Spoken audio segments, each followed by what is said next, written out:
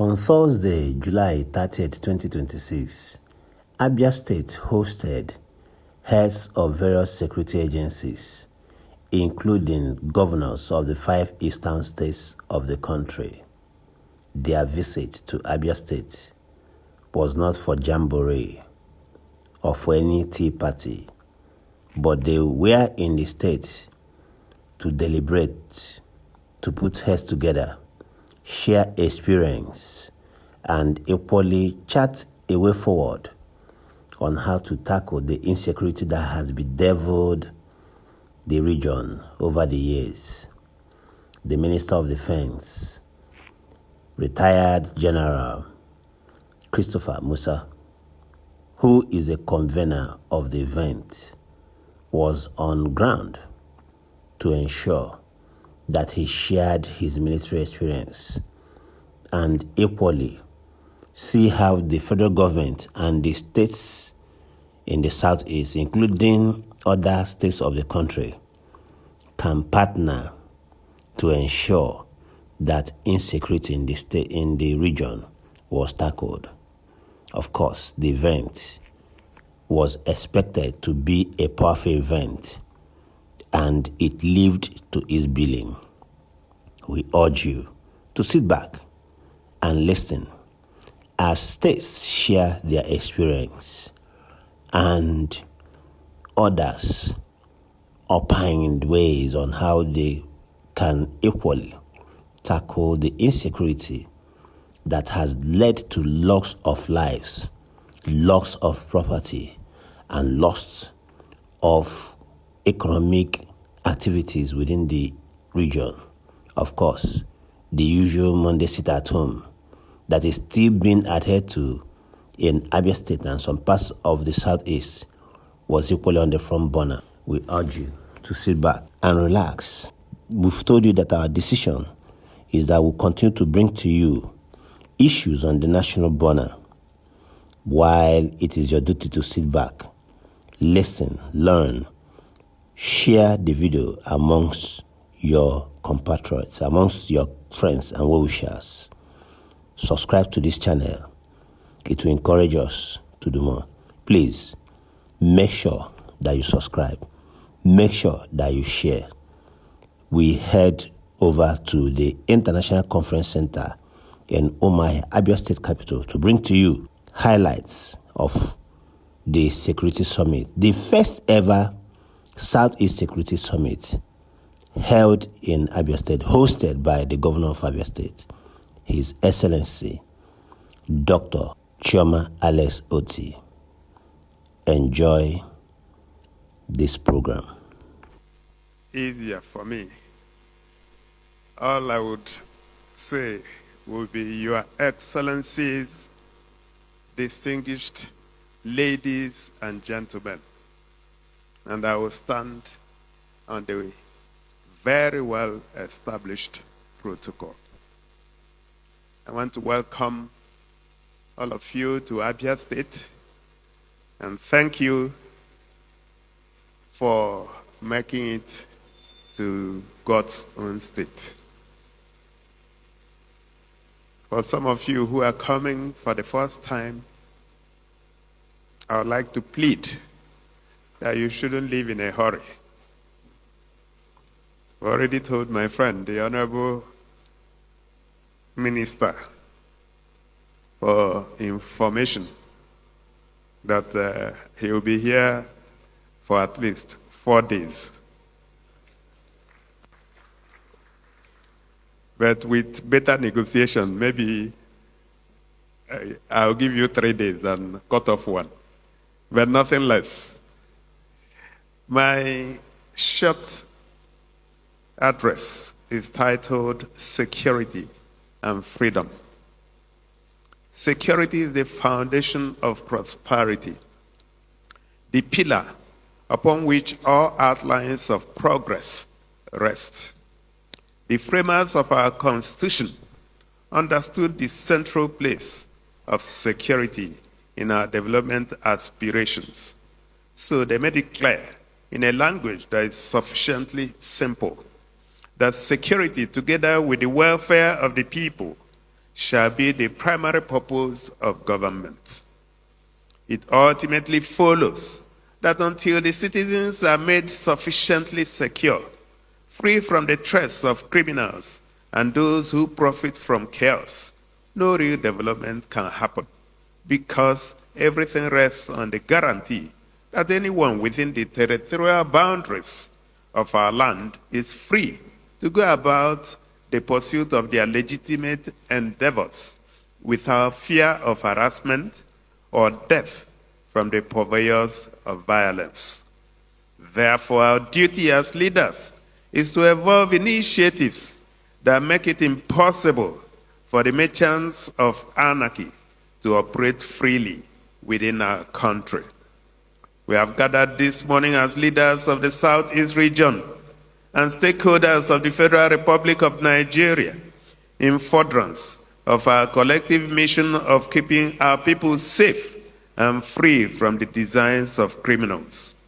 On this note, I would like to specially welcome my brother governors and their representatives from the states in our region.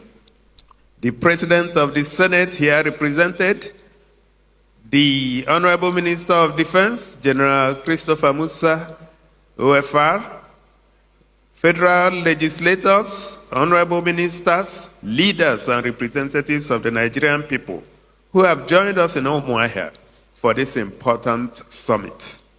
Thank you for prioritizing this event and for gracing it with your esteemed presence. The message of this summit is that we are entirely committed to the peace and security of the region, while not disputing the fact that there are still pockets of disturbances in a few communities. It is also not in doubt that a new sense of order is returning to the region.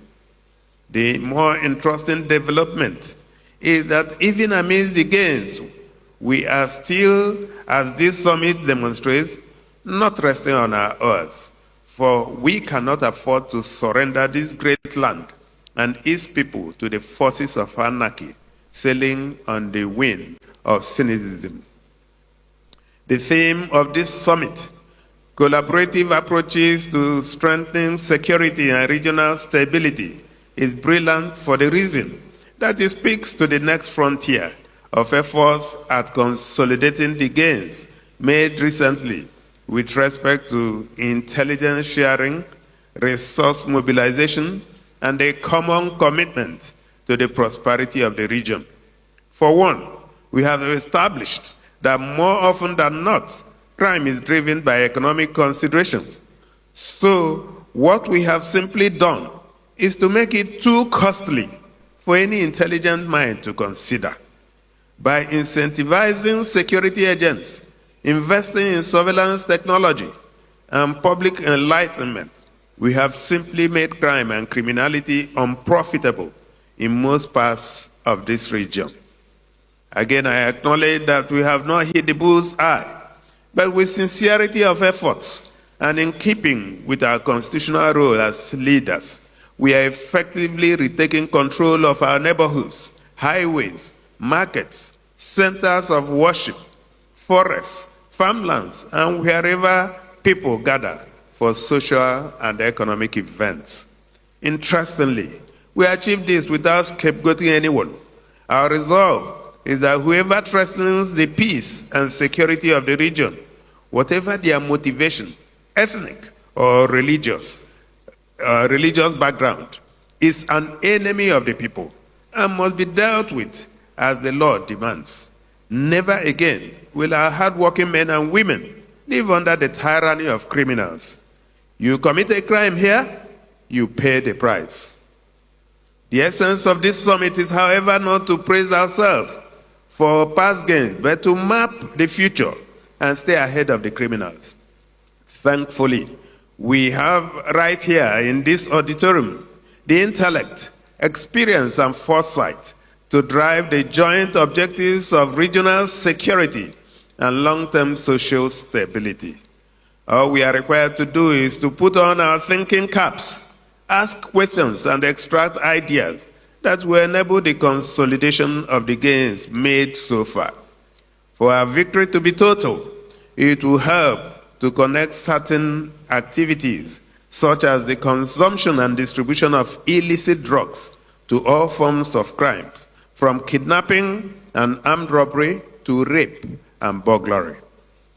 Therefore, while we deal decisively with the individuals who carry arms to rob and kill, the same measure of effort should be devoted to tracking those who supply drugs, the ones who keep arms, and others who harbor and shelter them. Progress on this front requires our collective vigilance, the realization that kidnappers, robbers, and drug dealers do not care about human lives, so it is best to expose them as soon as you become conscious of their activities. They are simply criminals and not your brothers or relatives. Report them to the authorities before they harm more people, and that could include you.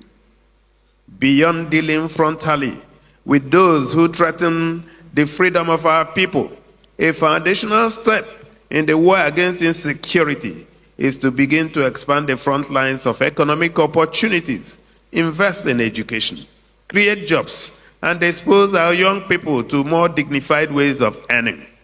The bottom line, however, is that there is no legitimate reason to commit crime, but oftentimes people are pushed by desperation to do things they would not have ordinarily done if they had better options. Henceforth, a commitment must be made to create opportunities for people to engage their hands and intellect in ventures that increase the economic output of our communities. To this end, let me also express my delight with the progress made in the areas of infrastructure and manpower development across the region over the last few years.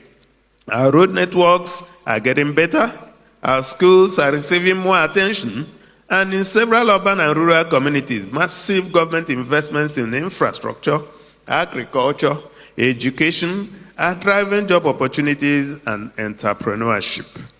Distinguished ladies and gentlemen, permit me to take a moment to appreciate the Federal Ministry of Defense and the Office of the Senior Special Assistant to the President on Community Engagement Southeast for choosing Umuahia as the host city for this summit. We are happy that this event is happening in our state, just as we are grateful for all the support availed us over the weeks of preparations. In Abia, we understand the importance of collaboration, especially on matters of security. Working closely with sister states and brother governors, we are foundational to the restoration of peace and normalcy in several communities that were hitherto under the control of criminal elements a few years ago. At this point, distinguished ladies and gentlemen, permit me to appreciate the leadership and members of different security agencies in the state for their unrelenting effort to keep Abia safe. This summit is coming at the right time, considering the electioneering season is upon us. I'm therefore optimistic that our interactions will be directed at efforts at curtailing political violence, creating the right atmosphere for the exchange of democratic ideas, while guaranteeing that no one is harmed for their political choices. Beyond the exchange of ideas that will happen over the duration of this event, it will be more rewarding for our individual states and the entire region that quality ideas shared here are carefully implemented to insulate our communities from the menace of crime and criminals. Distinguished ladies and gentlemen, let me once again thank you for listening. Thank you for coming to Abia State. And I pray that by the time we are done, that you will get back to your destination safely. Thank you so much, and God bless you. Thank you. Our esteemed special guest of honor, His Excellency Senator Godswill Akpabio, GCON, President of the Senate, Federal Republic of Nigeria, ably represented by Senator Abdulaziz Musa Yar'Adua, Chairman, Senate Committee on Army.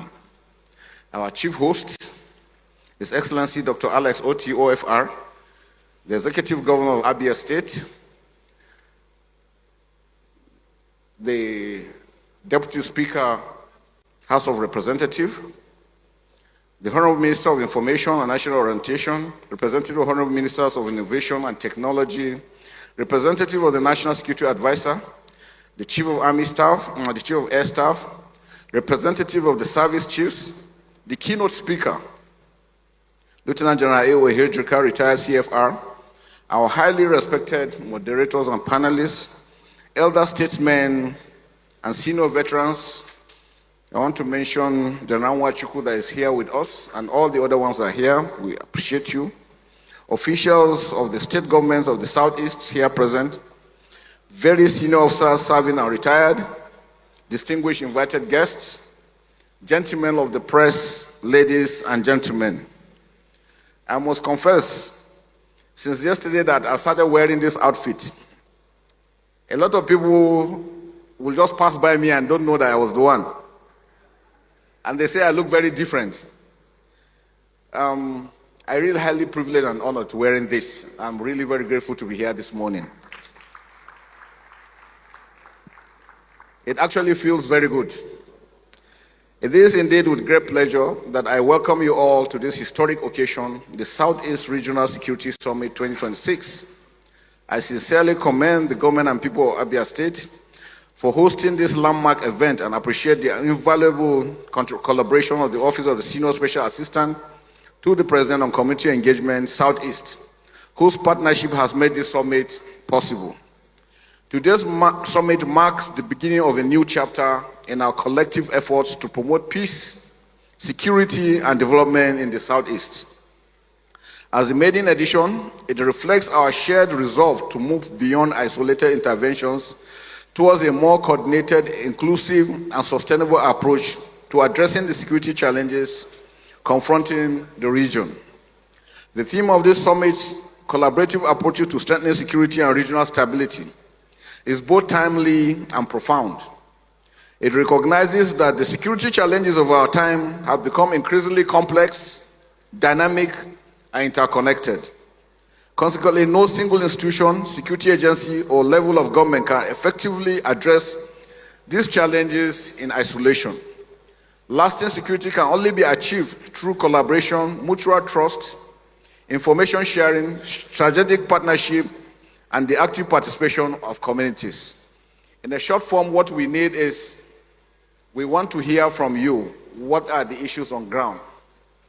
What is required? What challenges? What do we need to do? It is not that we sit down somewhere and decide for the region. We want the region to speak for itself.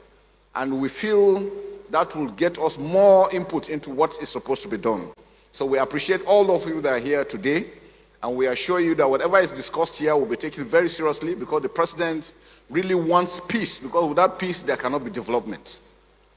The choice of the theme also reinforces an important truth, that security is not solely the responsibility of the armed forces, the police, or other security agencies. It is a shared responsibility that requires the collective commitment of government, traditional institutions, religious leaders, community organizations, the private sector, the media, civil society, youth and women groups, as well as every patriotic citizen. When communities actively support security efforts by providing credible information, promoting dialogue, rejecting violence, and fostering peaceful coexistence, they become indispensable partners in safeguarding our nation. The Southeast remains one of the most vibrant regions, renowned for its entrepreneurial spirit, innovation, commerce, and human capacity. Are we talking of sports, creativity, innovation? All exist here. However, the persistent challenges of violent criminality, kidnapping, attacks on security personnel, and public infrastructure, the proliferation of illicit arms, youth restiveness, and misinformation continue to undermine public confidence, economic growth, and social cohesion. Addressing these challenges demands more than security operations. It requires a comprehensive approach that tackles both the immediate threats and their underlying causes. This summit, therefore, provides an important platform for honest conversations, strategic thinking, and collective action. It brings together government officials, security agencies, traditional rulers, religious leaders, academics, and community representatives, development partners, and other stakeholders to exchange ideas, identify practical solutions, and develop a common framework for strengthening regional security. The federal government, under the leadership of His Excellency Bola Ahmed Tinubu, GCFR, remains steadfast in its commitment to protecting the lives and property of all Nigerians. Significant investments continue to be made in enhancing the operational capabilities of the Armed Forces of Nigeria and other security agencies through improved training, acquisition of modern equipment, enhanced intelligence gathering, and strong interagency coordination. These efforts are producing measurable gains across various theaters of operation. Nevertheless, enduring peace can only be sustained when communities themselves become active stakeholders in the security architecture. Communities must feel they are being led properly, they are being cared for, and their concerns are being addressed. This summit should therefore serve as a platform for building stronger partnership between government and the people. It should strengthen confidence, encourage community ownership of security initiatives, and reinforce the bonds of unity that have always defined our nation. We must reject narratives that seek to divide our people and instead embrace dialogue, mutual respect, and cooperation as the foundation for lasting peace. As we deliberate over the course of this summit, I encourage every participant to contribute constructively and without reservation.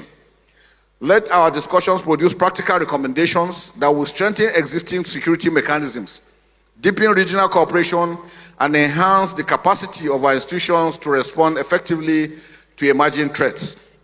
I'm very happy that the representative of the IGP is also here, who will also give us some inputs as to issues on ground. It is my sincere expectation that this maiden summit will become an enduring annual platform for strategic engagement, continuous dialogue, and coordinated action among all stakeholders.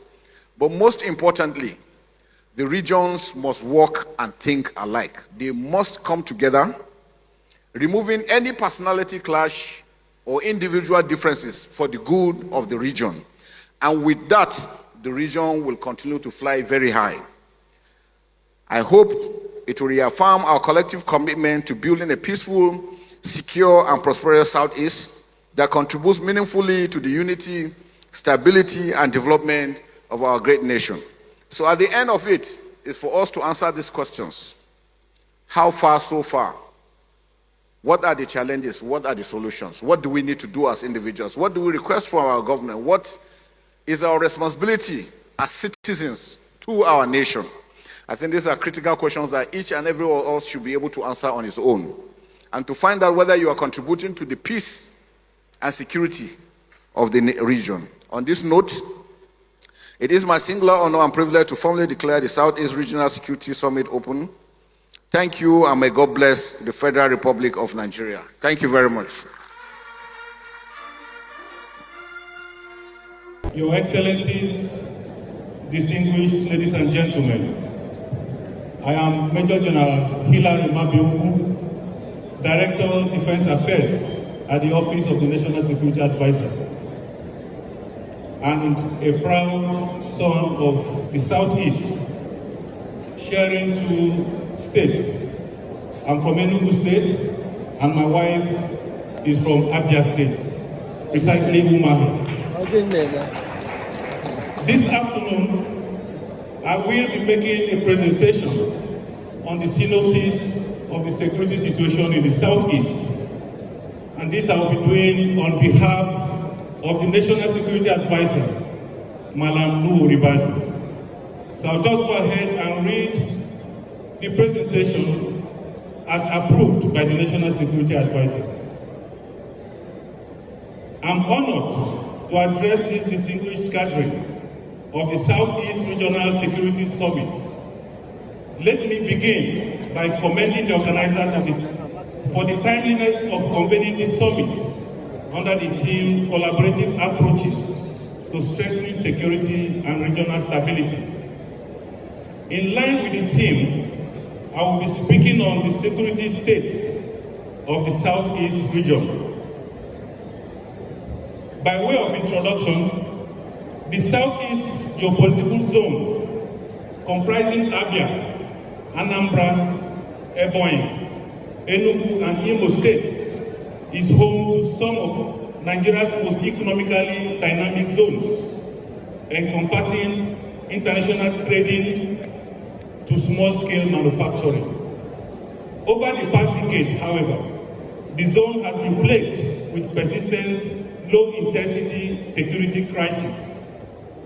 Major threats have included separatist agitations, criminal activities, and scattered incidents of communal violence.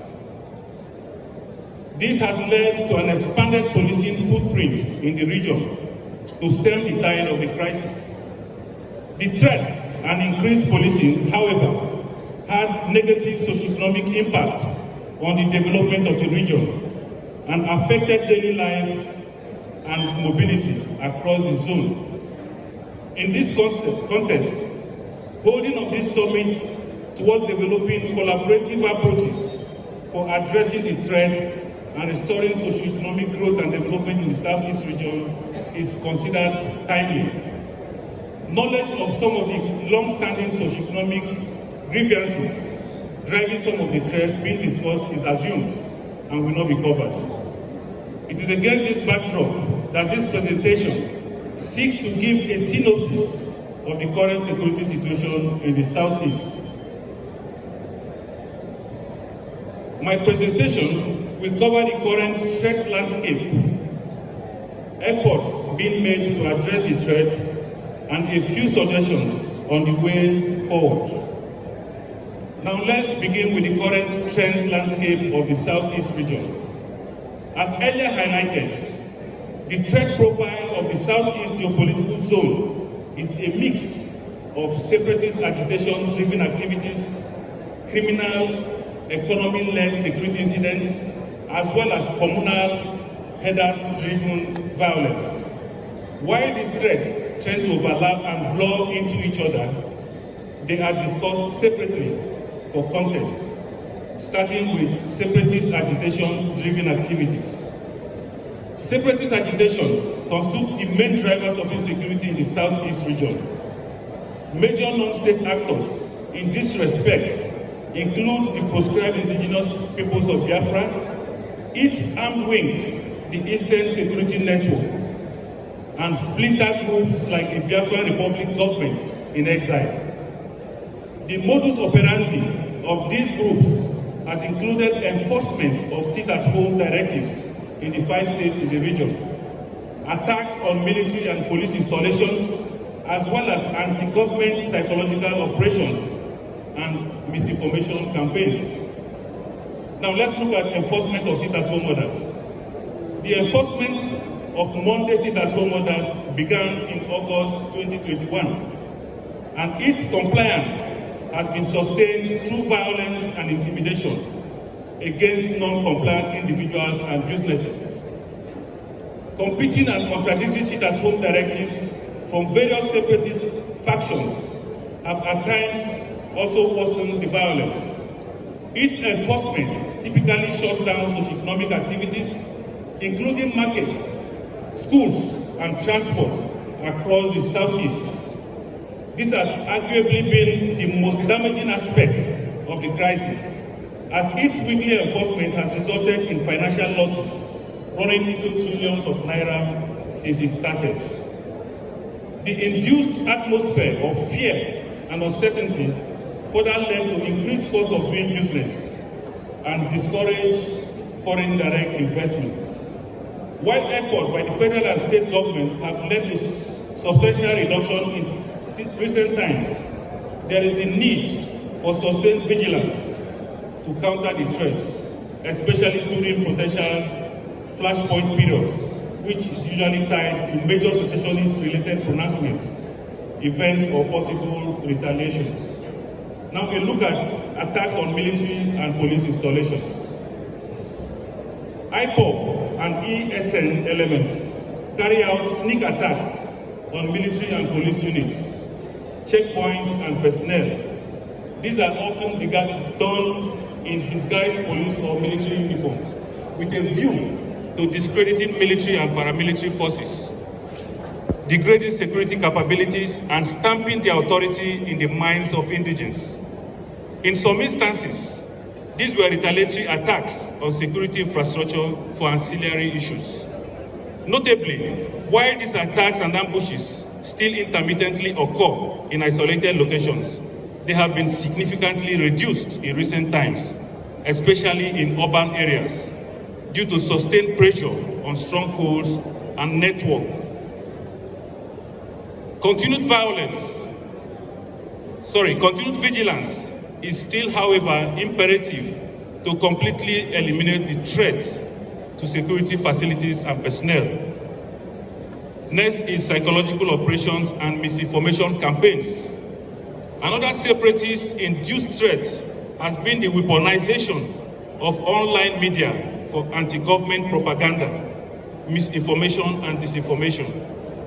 This is the fastest growing threat domain as it employs digitally generated and manipulated deepfakes and artificial intelligence contents to incite violence, hate speech, and fake news. The Office of the National Security Advisor notes that the information domain in the Southeast remains a significant security concern due to the wide reach of online social media platforms and the region's large demographic audience. Conversely, states' capabilities to contain cyber threats in their domain have not kept pace. This is characterized by limited technical capacity for timely cyber threat detection and response. There is consequently the need to develop structured institutional capability to close the gaps. Now let's have a look at the criminal economy-led security incidents. Criminal activities driven by economic incentive constitute another fast-growing threat in the Southeast.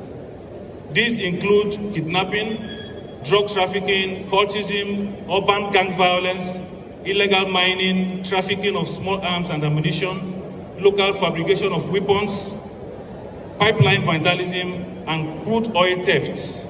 What is particularly worrisome is the blurring of the lines between ideological separatist militants and pure criminal gangs due to their employment of similar tactics.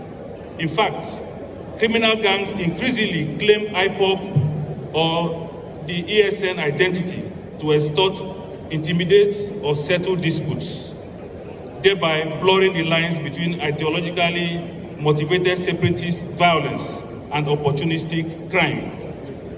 Accordingly, the threat profile in the Southeast region has shifted from one of purely insurgency-led to criminal economy-led insecurity. Now let's have a look at headers-driven violence. Headers-driven violence in the Southeast region arises from intercommunal and farmer headers conflicts. These typically involve armed mass casualty attacks, large-scale kidnappings, and killing of abductees, as well as farmer and headers clashes between communal groups. These clashes connect to the broader Fulani header tensions being experienced across the North Central and the Northwest geopolitical zones.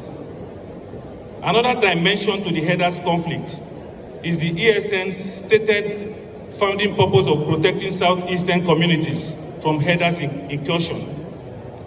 Headers typically crisscross states and international borders in grazing their cattle, which make the cross-border nature of this threat a dynamic and continuously evolving one for which interstate regional arrangements are essential for addressing. Now let's take a look at the efforts to ensure security and stability in the Southeast region. States and federal government efforts to ensure normalcy can be categorized into security and developmental in nature. Let's begin with security efforts. Current security efforts range from operational to tactical level, engagements against diffuse and mobile adversary elements.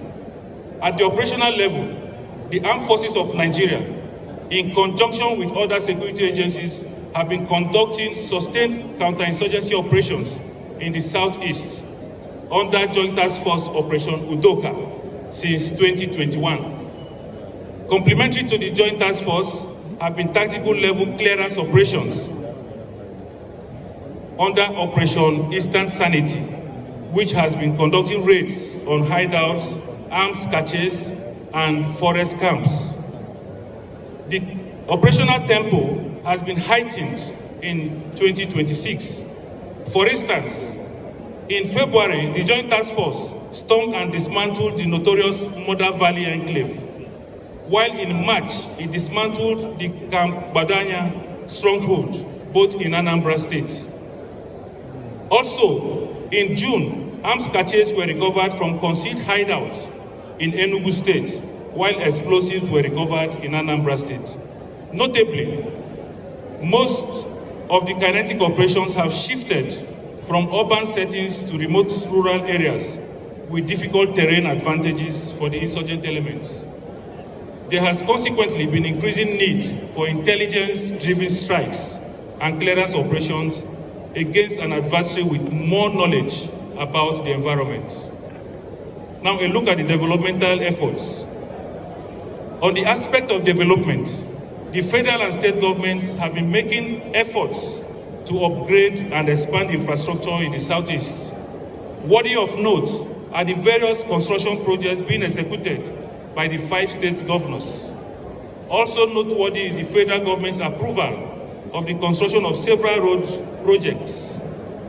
These include the Otuocha-Anam Abaji Road, the Obanewi-Ugaihube Road, and the rehabilitation of Enugu-Onitsha Expressway, which are part of the efforts to strengthen regional connectivity, reduce travel time, and facilitate trade. Now, I look at the noticeable security trends. Despite the general security issues earlier highlighted, it is essential to note that the Office of the National Security Advisor's half-year assessment of the current national security architecture revealed that the Southeast geopolitical zone recorded the highest regional stability for the period covering 1st of January to 30th June 2026. This reverses its hitherto lower stability profile recorded in 2021 to 2023. This trend could be attributed to significantly improved interagency synergy between military and paramilitary forces and security agencies at both state and federal levels in the Southeast. These trends are encouraging and needs to be sustained. Another noticeable trend is a fragmentation of the separatist movements into competing factions, leading to divergent and sometimes conflicting directives. This could be traced to a widening gap between the original political framing of key groups like IPOB and underlying criminal economy that has grown up around the sit-at-home enforcement, kidnapping, and extortion. This gap has led, for instance, to unauthorized actors capitalizing on separatist branding to perpetuate crimes for their own economic ends. This traces back to why criminal activities and violence now constitute one of the fastest growing threats in the Southeast. Consequently, though overall insecurity may persist, increased fragmentation of threat actors will reduce their central command authority and weaken their cohesion and capabilities. Now, let's have a brief look on the way forward. Drawing from the foregoing, I would like to offer a few suggestions for consideration towards improving the security architecture at the state and regional levels. First is the need for community-based early warning systems. The Southeast geography is characterized by heavily forested terrains and hard-to-reach remote locations. This provides spaces and conditions for threat actors to easily hide, perpetuate crimes, and flee. Furthermore, disputes occur in remote areas long before security forces are able to intervene. This calls for urgent need to set up community-based early warning systems linked to desk offices in state security networks. Next is the state-level fusion centers. States are encouraged to establish fusion centers for coordinating intelligence gathering and response operations. An example is the Command and Control Center set up by the Enugu State government. Now let's have a look at the National Forest Guards. The federal government, through the Office of the National Security Advisor, has been expanding and harmonizing modalities for the Forest Guard security outfits. States are encouraged to formally apply to the National Security Advisor towards establishing same to improve the security in the forests and ungoverned spaces. Then the domestication of the national security strategy to the state level. Another major takeaway I'm suggesting is that states document their security strategies in line with the national security strategy. The current 2019 security strategy is being updated, and it is necessary that states use the final document as a template for guiding and aligning their security strategies to the national framework. In conclusion, the Southeast zone's security situation in recent time has been stable, though with intermittent non-state actor-driven low-intensity agitations and crime that periodically disrupt socio-economic activities. Overall, while the zone has not experienced conflicts at the scale of the Northeast insurgency or Northwest banditry, the combination of separatist political grievances and criminal opportunism creates a fragile peace that need a holistic regional collaborative effort to resolve and to address. Thank you for your rapt attention. God bless Abia State. God bless the Southeast region. God bless the Armed Forces of Nigeria. God bless Nigeria.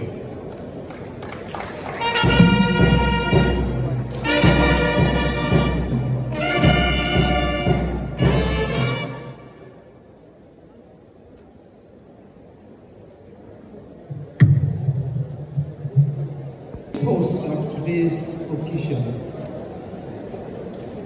Your Excellencies, distinguished ladies and gentlemen,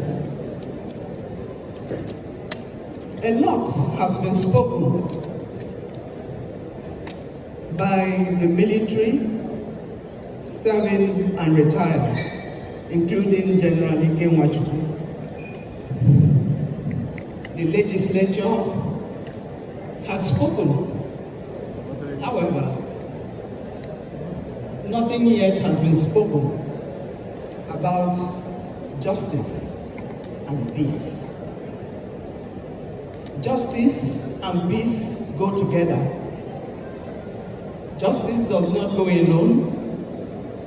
Peace does not go alone. They go together as Siamese twins that cannot be separated. I see myself in this unique position to speak briefly in that regard.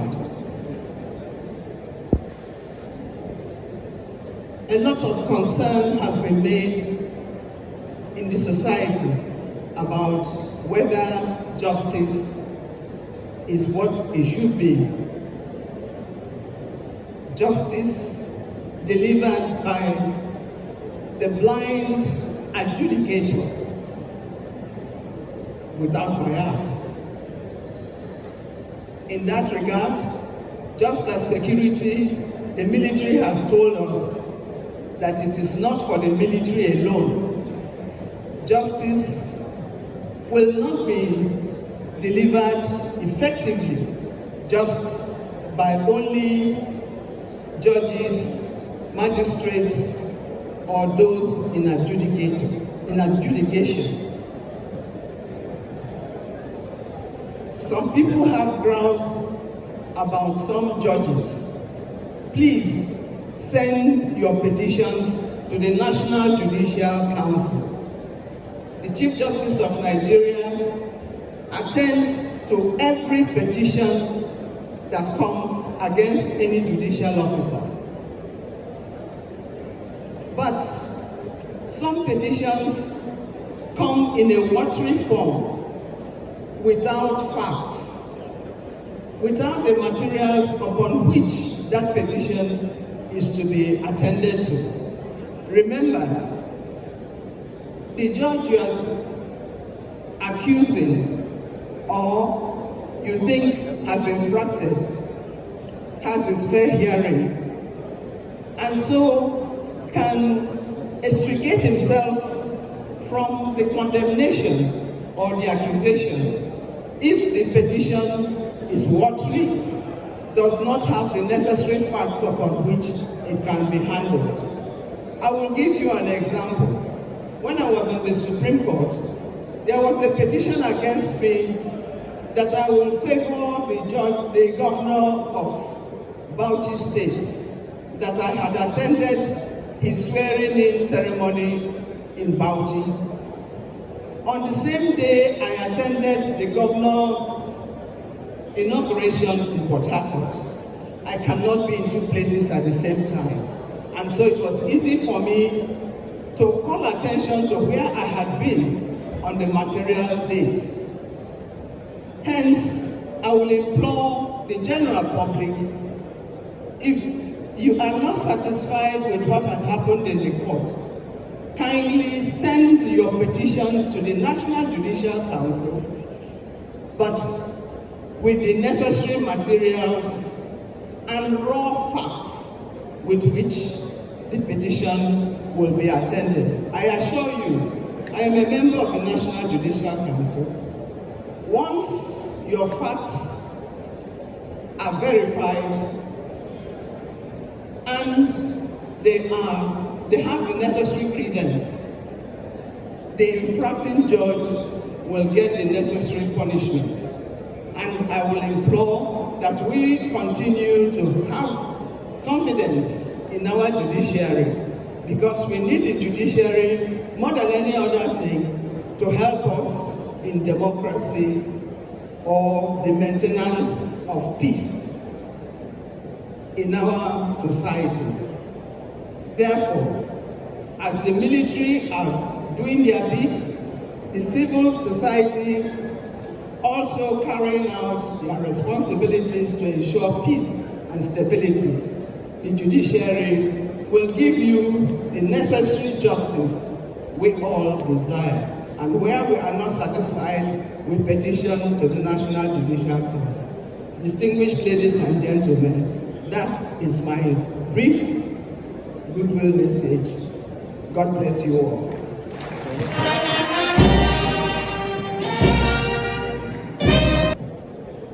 Your Excellencies, ladies and gentlemen, well, since I'm standing, please let me stand on the already existing protocol. But however, permit me to recognize His Excellency, the Governor of Abia State, for hosting this event and this summit. Permit me to also recognize my brother, my neighbor, the Deputy Speaker, Right Honorable Benjamin Kalu, CFR. He's my neighbor, so I don't know whether you accept to be my neighbor here in Abia. Permit me to also recognize my Oga, Senator Austin Okogun, my colleague in the Senate. May I also recognize the convener, the Minister of Defense, General Christopher Gordon Musa, CFR, retired but not tired. Let me also recognize the Honorable Minister of Information, who gave me leave to this subject. Thank you so much. May I also recognize the governors of the Southeast, ably represented by the Deputy Governors, Your Excellencies.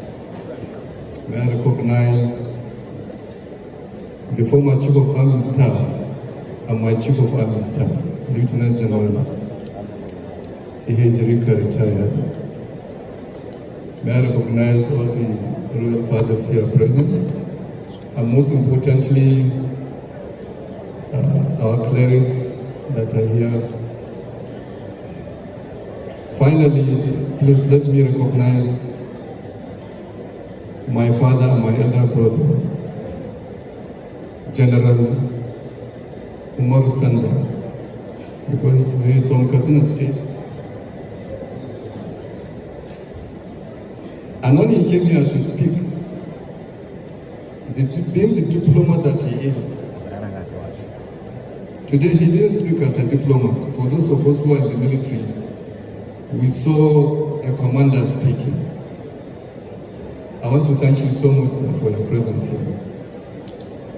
I'm here representing the uncommon President of the Senate, His Excellency, Distinguished Senator Godswill Obot Akpabio, GCOM.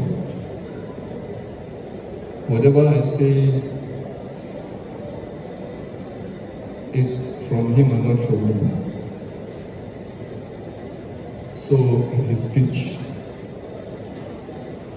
there are moments in the life of a nation when the decisions made in a single room echo far beyond its walls, across communities, across generations, and across history itself.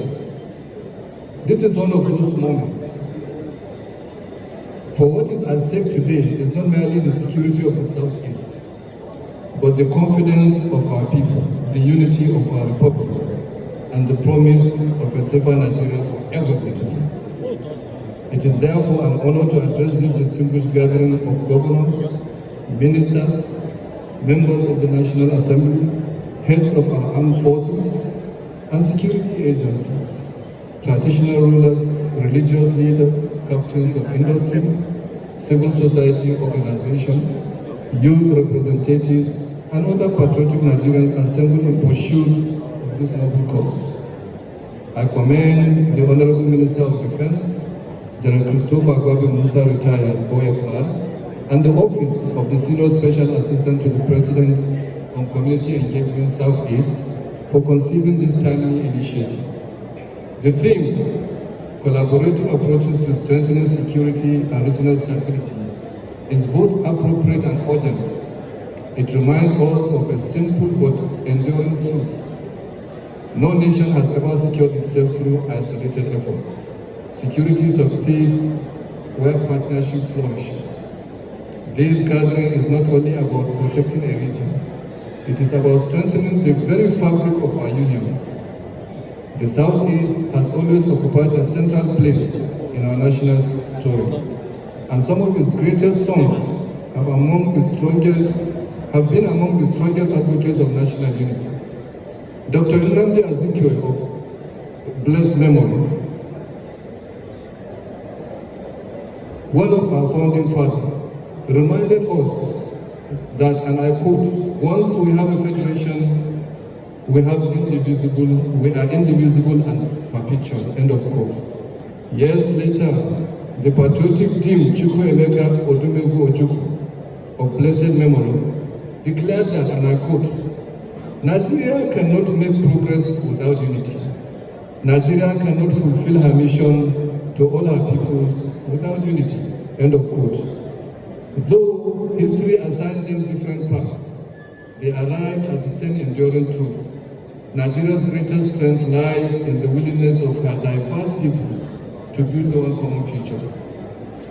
Though insecurity is one of the defining challenges of our generation, though it threatens lives, weakens institutions, disrupts commerce, discourages investment, and erodes public confidence, though it imposes enormous economic costs by driving away businesses, increasing the cost of governance, and denying communities the peace necessary for development, it is not an insurmountable challenge. History has shown that determined nations overcome even greater trials when governments and citizens unite behind common purpose. Nigeria can do the same. The Southeast has borne a heavy share of these challenges. A region celebrated for commerce, enterprise, and innovation has witnessed disruptions that has affected economic activity, strained social cohesion, and weakened investor confidence. Markets cannot flourish where fear reigns. Investors cannot commit capital where insecurity dictates the rhythm of daily life. Prosperity retreats wherever violence advances. Yet, I remain profoundly optimistic The same Southeast that transformed adversity into enterprise after the Civil War possesses within itself the resilience, ingenuity, and determination to overcome today's security challenges. Across Nigeria, Africa, and the wider world, the sons and daughters of this region have demonstrated extraordinary creativity, industry, and entrepreneurial excellence. Such people deserve an environment where enterprise is protected, investments are secure, and young people can pursue their dream without fear. Security, therefore, must no longer be viewed solely through the prism of military deployments or law enforcement operations.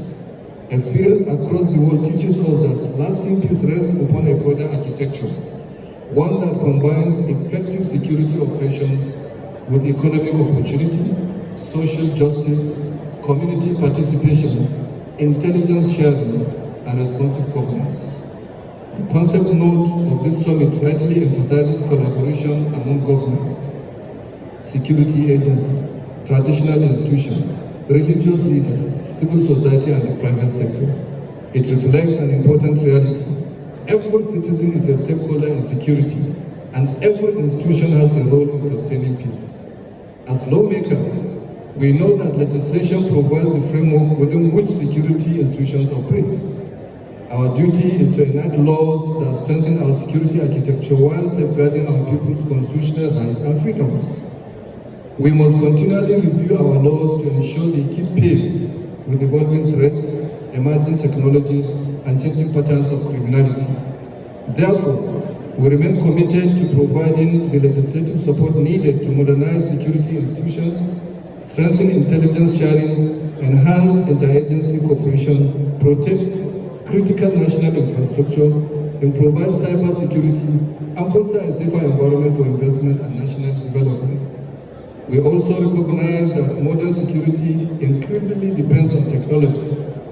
Criminal networks exploit sophisticated communications, digital platforms, and transnational financing. Our response must therefore embrace innovation through surveillance systems, digital intelligence, forensic science, artificial intelligence, and integrated data management. The criminals of today cannot be defeated with the security strategies of last century. Yet, technology alone cannot replace trust. Communities remain the first line of defense against insecurity. No intelligence network is stronger than the confidence of the people it serves. When citizens trust security agencies, they willingly provide information. When confidence is lost, silence replaces cooperation, and criminals exploit that silence. There is an African proverb which says, and I quote, "When spider webs unite, they can tie up a line." End of quote. The lesson is timeless. United effort multiplies strength. No security agency, no government, and no community can defeat today's complex threats alone. That is why strengthening community engagement must remain central to our national security strategy. Traditional rulers, religious leaders, market associations, youth organizations, and community development groups possesses local knowledge that no institution can replicate. Their partnership with security agencies is indispensable to achieving lasting peace. Insecurity does not merely destroy lives, it destroys hope. And where hope dies, development becomes impossible. Our greatest weapon against insecurity is therefore not only superior firepower, but greater opportunity. Every young person productively employed is one fewer in recruit for gangs. Every thriving business strengthens social stability. Every functioning school protects another generation from extremism. Every factory opened and every investment secured becomes an investment in peace. Our security agenda must advance hand in hand with the economic agenda. Development is security. Infrastructure is security. Quality education is security. Employment is security. Inclusive governance is security. As former United Nations Secretary General Kofi Annan wisely observed, and I quote, "There is no development without security, and no security without development. End of quote. The administration of President Bola Ahmed Tinubu, GCFR, recognizes this inseparable relationship between peace and development. While our security agencies continue their vital operations, the government is simultaneously pursuing reforms to stimulate investment, expand infrastructure, create jobs, and restore confidence in our economy. Together, these efforts are laying the foundation of sustainable national stability. As representatives of the Nigerian people, we staunchly support every genuine initiative that promotes peace, national unity, and inclusive development. We shall continue to work with the executive, the judicial, state governments, and all stakeholders to ensure that our democracy delivers not only political freedom, but also personal security and economic opportunity. Your Excellencies, distinguished ladies and gentlemen, my hope is that this summit will be remembered not as another conference, but as a turning point. May today's conversations produce tomorrow's solutions. May the measure of our patriotism not be the problems we inherited, but the future we build together.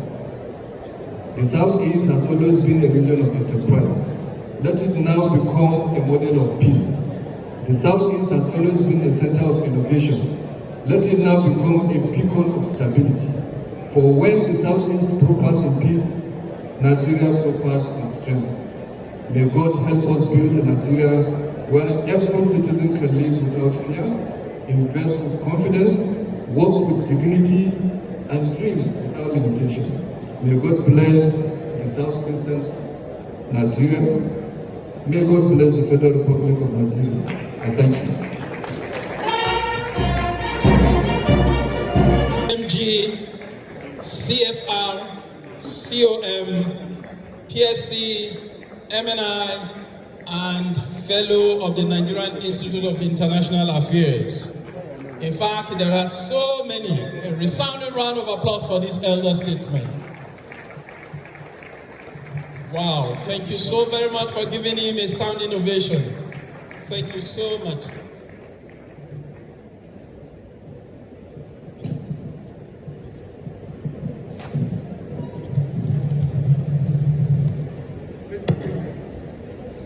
Please be seated.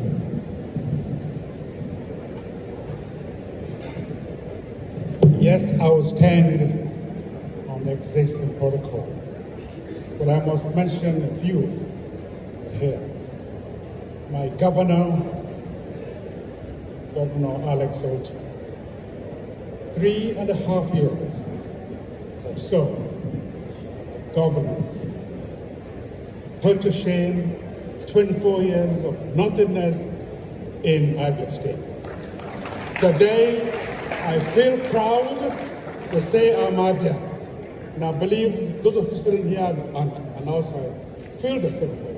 So I share the Deputy Speaker's affirmation that you're doing well. So keep that going. And so when he comes on the ballot next time around, put him back to office.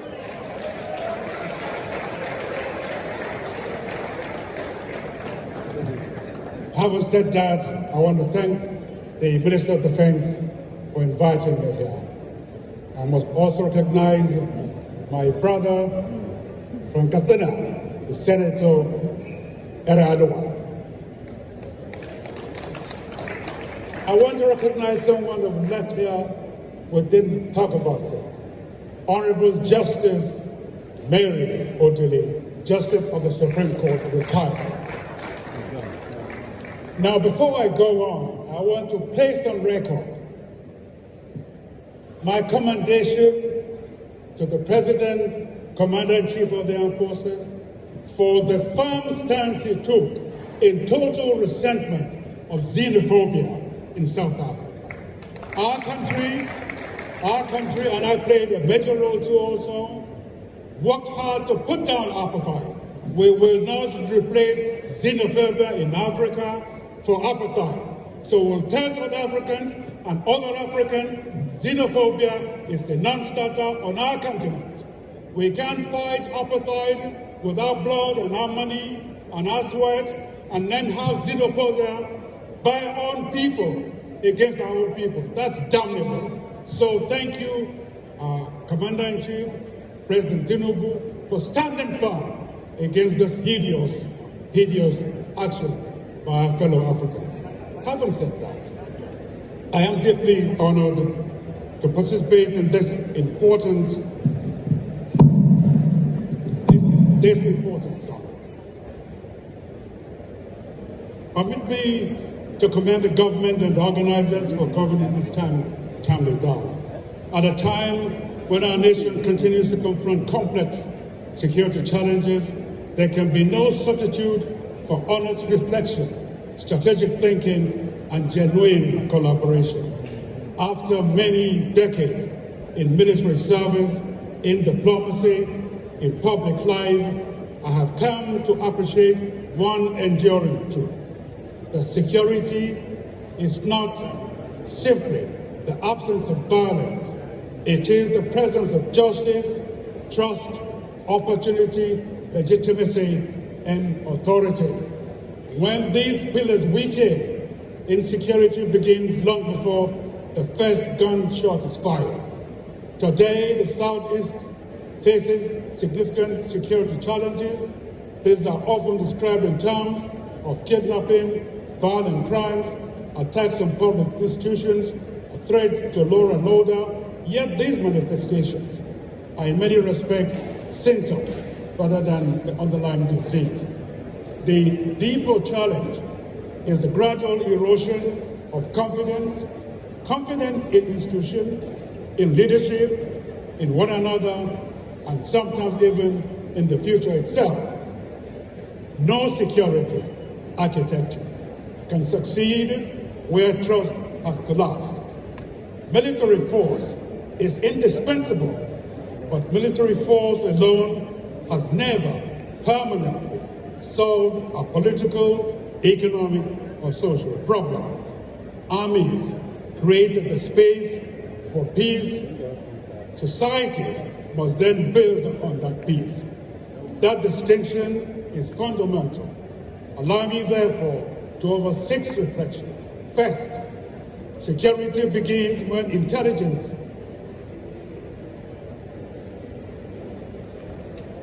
Security begins with intelligence, not firepower. The most successful operations are those that prevent violence before it occurs. That requires intelligence that is timely, accurate, and socially generated. Communities must see security agencies as trusted partners rather than institutions to be feared. The greatest intelligence asset any nation possesses is not technology, it's not military, it is that civilian who believes that the government will protect rather than punish. Truth remains the most effective force multiplier. Second, every community must become a stakeholder in security. Security cannot remain the exclusive responsibility of the armed forces, the police, and other security agencies. Parents, teachers, traditional rulers, religious leaders, youth organizations, professional associations, market unions, town unions, every one of them possesses influence, local knowledge, and moral authority that no government institution can replicate. Security, therefore, succeeds when citizens become participants rather than spectators. Third, development is one of the strongest forms of security. I repeat, development is one of the strongest forms of security. Young people who possess hope are less vulnerable to be recruited by less protected Nigerians when they become easy tools because of their frustration. These young men and women, therefore, are used to perpetrate heinous crimes against society. So roads and schools and so on cannot replace that. So every democracy must preserve state for peaceful disagreement. Citizens have the right to express their concerns lawfully, but criminal violence must never be confused with political expression. At the same time, governments must ensure that peaceful voices always have legitimate avenues through which they can be heard. When dialogue disappears, extremism often fills the vacuum. Strong governments do not fear conversation. I want to repeat that. Strong governments do not fear conversation. They encourage it. Fifth, regional collaboration is no longer optional. Criminal organizations do not recognize state boundaries. Our response cannot stop at state boundaries alone. The Southeast has an opportunity to demonstrate that coordinated regional security can achieve through intelligence sharing, harmonized emergency response, integrated technology, joint operational planning, and sustained engagement amongst governors, security agencies, traditional rulers, and the like. Competition among states must never, ever become competition in security. Security is strongest when cooperation becomes institutions rather than occasional. Sixth, our national security architecture must continually evolve to strengthen both operational effectiveness and national cohesion. Permit me to make one critical observation. As military officers, we think and train not only about deployment of forces, but also about the strategic message the force structure conveys. The recent expansion of Nigeria's military formations is a welcome acknowledgement that our evolving security environment demands strong institutional capacity. It recognizes that yesterday's force structure may no longer be adequate for today's realities. However, every decision regarding the location of a major military formation or formations carries both operational and symbolic significance. The Southeast occupies a critical position within our federation. It is not only strategically located, economically vibrant, commercially indispensable. It has the demography to support another or additional division. I repeat, the Southeast occupies a critical position within our federation. It is not only strategically located, economically vibrant, commercially indispensable, it has the demography to support an additional division. Against this background, the absence of a comparable divisional formation within the Southeast naturally invites reflection, not as a matter of regional rivalry, but a grievance, but a question of strategic planning and national integration. Military divisions are more than administrative headquarters. They strengthen command and control, they improve operational responses, they enhance intelligence coordination, they deepen civil-military cooperation, they stimulate economic activity. Above all, they reassure citizens that they are fully represented. They are fully represented within the nation's security architecture. In national security, therefore, perception often reinforces capability. When citizens believe that national institutions are fairly structured and equitably distributed, confidence grows. Confidence strengthens cooperation, and cooperation remains one of the most valuable force multiplier available to any security organization. I fully appreciate the force disposition I fully appreciate that force disposition must always be guided by professional military judgment rather than politics. Nevertheless, strategic reviews should remain dynamic with periodic assessment of whether force structure adequately reflects emerging threats, demographic realities, economic significance, and the overriding imperative of national cohesion. A secure Nigeria must also be a Nigeria in which every geopolitical zone sees itself as a full stakeholder in both the responsibilities and the institutions charged with protecting our collective future. Distinguished ladies and gentlemen, permit me one more observation drawn from military experience. Battles are won by tactics. Wars are won by strategy. But peace is won by legitimacy. Our nation has invested significantly in security personnel, equipment, and operational capabilities.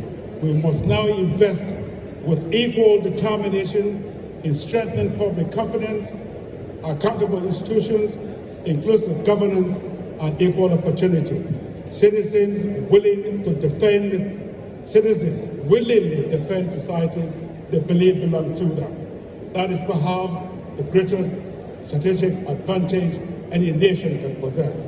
The Southeast has always been known for education, innovation, resilience, community organization. These enduring strengths remain amongst the greatest security assets. Let us therefore reject fear. Let us reject division. Let us reject every attempt to define our future by insecurity.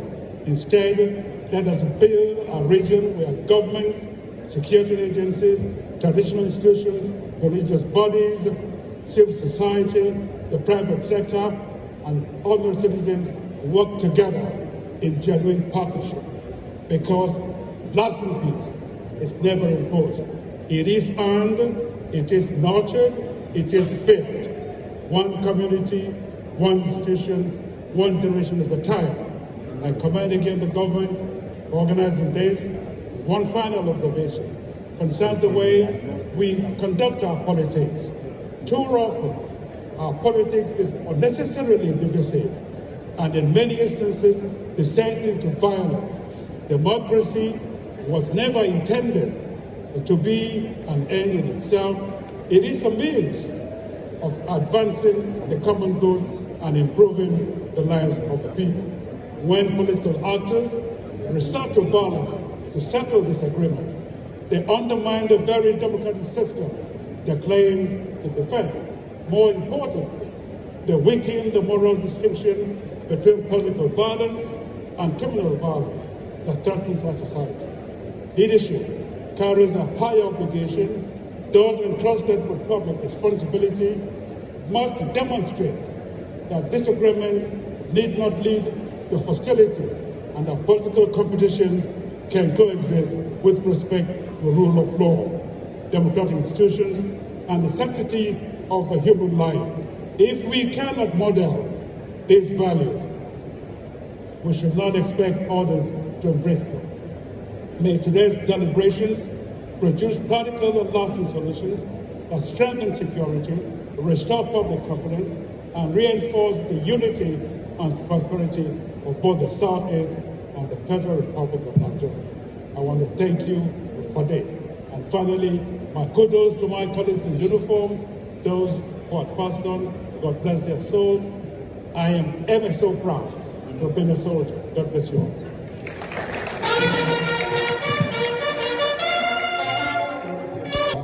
Our protocol. It is an honor as a son, a very proud son of the soil of the Southeast, to stand before you today at this crucial gathering for the 2026 Southeast Security Summit. Let me first start by appreciating our Honorable Minister of Defense for the strategic initiative in convening an event like this. I will especially thank His Excellency, our Chief Host, the Executive Governor of Abia State, for hosting us. We all know the financial and planning challenges involved in hosting an event like this. Your hospitality of the good people of Abia State has shown itself since we arrived here yesterday. The fact that we are gathered here in this hall today, united in purpose, is a powerful statement of our collective resolve to reclaim the peace, stability, and economic vitality for which this great region is historically known for. The Southeast region of Nigeria has long been the industrial and commercial heartbeat of our nation. It is a region defined by the incredible ingenuity, enterprise, and resilience of its people. However, we cannot ignore the realities of the past few years. The orchestrated violence, illegal sit-at-home enforcement, kidnappings, and actions by non-state actors have not only threatened the lives and livelihood of our innocent citizens, but also have sought to undermine this great region's economic and social heritage. There is a saying in Nigerian palace: your brother or your father cannot be sharing meat and you go hungry. So, as the Chief of the Air Staff, I would like to assure the leadership and the people of the Southeast that the Nigerian Air Force, along with its sister services and other security agencies, stand firm with you in fighting insecurity. We are dedicated to ensuring that criminal elements no longer take the peace and economy of this region for granted. In recent years, the armed forces of Nigeria have intensified joint operations, notably Operation Udoka, as we saw on the clip, to dismantle networks, criminal syndicates, and violent extremists operating in the region's forests and hideouts. The Nigerian Air Force, through its assets in Operation Udoka, has consistently provided intelligence, very critical intelligence, surveillance, and reconnaissance, what we call the ISR, from the skies to identify all non-state actor camps. We have conducted precise intelligence-driven air interdictions to neutralize threats before they can endanger our citizens. And we have continuously supplied close air support to our brave surface forces in the Army and Navy and also other security agencies. This we do during clearance operations. Additionally, by deploying our air assets, we have significantly reduced the mobility and operational capacity of these criminals. However, ladies and gentlemen, my years in uniform have taught me that bombs and bullets do not address the root causes of insecurity.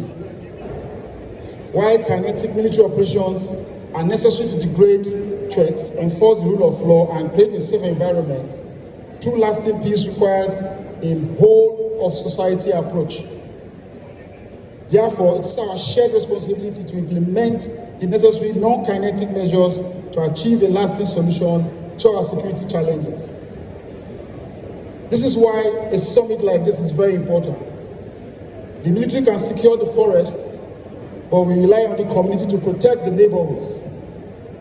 The people must actively cooperate as their engagement is essential for the victory we desperately desire. We need traditional rulers, the leadership of Ohaneze Igbo, and community leaders to continuously involve the youth.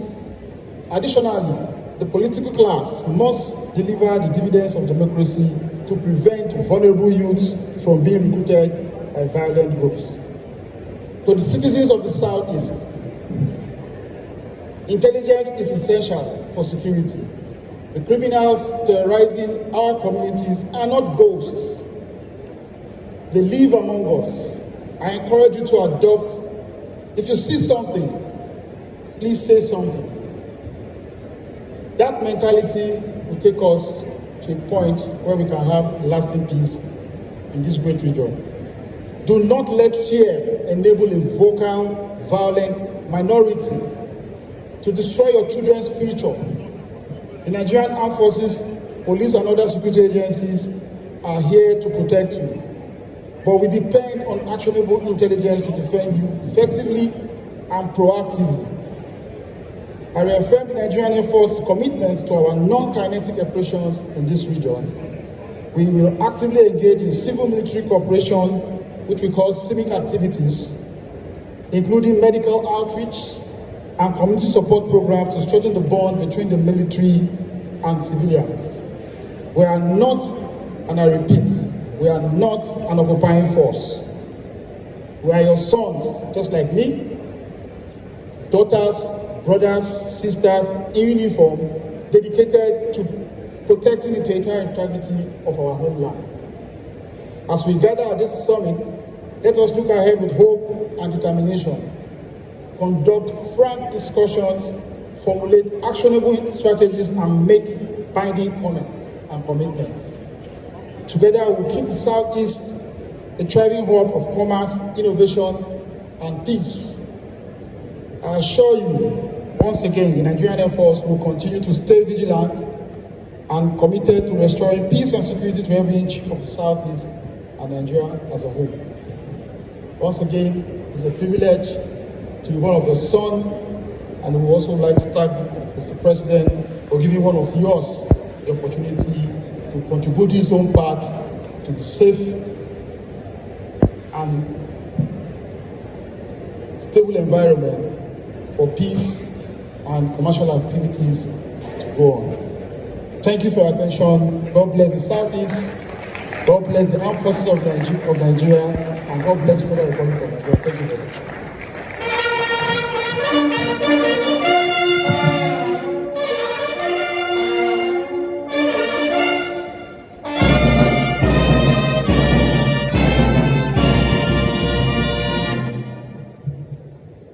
Thanks. So our next goodwill message will be delivered by a senior veteran and an elder statesman, a former military administrator of old Imo State, former Minister of Employment, National Unity, and promoting responsible civic engagement. Distinguished ladies and gentlemen, please join me in welcoming the Honorable Minister of Information and National Orientation, Alhaji Mohammed Idris, Fellow of the Nigerian Institute of Public Relations.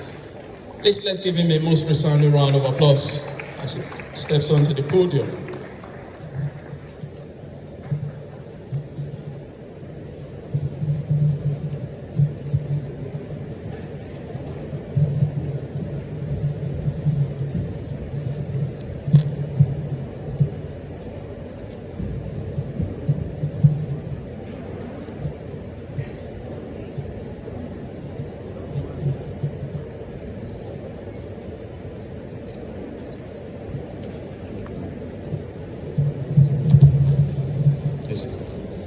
Thank you, the Master of Ceremony, for that generous, kind words of yours. Let me say that I will align with the protocol like others have done, a protocol that has been so comprehensively laid out. But I will take the liberty also of recognizing my friend for so many years, the executive governor of Abia State. I know that I have missed several opportunities to come here on your invitation. I also last year missed an invitation by the Deputy Speaker of the House of Representatives, His Excellency, to be here. So it took the invitation by my colleague, the Honorable Minister of Defense, to now answer both His Excellency, my brother, the Deputy Speaker, and His Excellency, the Governor of Abia State. And I think that I listened to the Deputy Speaker, and I am seeing that there is a high degree of minds working together between these two gentlemen, even though they are somewhat in different rooms. We all have to know that, like the president always says, Nigeria is our country. We have one big family living in different rooms. And I'm happy to see what I'm seeing here today in Umuahia. The Honorable Minister, when you were coming for this event, you sent me an invitation to be here. What you didn't do was to also send me a dress code that I should come with my red cap and this dress. Otherwise, I wouldn't have been in this regalia. I want to also very respectfully recognize our elder statesman here, single him out for recognition, General Ike Nwachukwu. Each time I went for very serious conferences or seminars or events like this, I always find General Nwachukwu there. Thank you for all the services that you have rendered to our great country. It is my honor to join you here today at this very important Southeast Regional Security Summit. The theme of the summit, collaborative approaches to strengthening security and regional stability, captures an enduring truth. Security cannot be delivered by government alone. It requires a whole of society and a whole of government approach in which institutions, communities, and citizens work together with a shared sense of purpose. The southeastern part of this country occupies a unique place in Nigeria's national life. The Southeast is renowned for its enterprise, for its innovation, and for its resilience.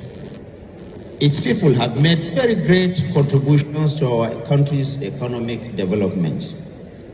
The federal government of Nigeria, therefore, remains fully committed to ensuring lasting peace and security across this region. For this reason, the federal government remains firmly committed to ensuring that every community across this region enjoys lasting peace and security. President Bola Ahmed Tinubu GCFR has consistently affirmed that protecting lives and property is the foremost responsibility of government. Guided by this principle, the Renewed Hope administration has adopted a comprehensive security strategy that combines military operations, intelligence-led policing, judicial accountability, economic development, and strategic partnership. Therefore, Mr. President Bola Ahmed Tinubu has since May of 2023 strengthened the capabilities of our armed forces. And we have just heard from the Deputy Speaker of the House of Representatives, that Mr. President has expanded the divisions from 8 to 12, all in an attempt to ensure that every nook and cranny of this country deserves to have the security that all require so that we can live in peace.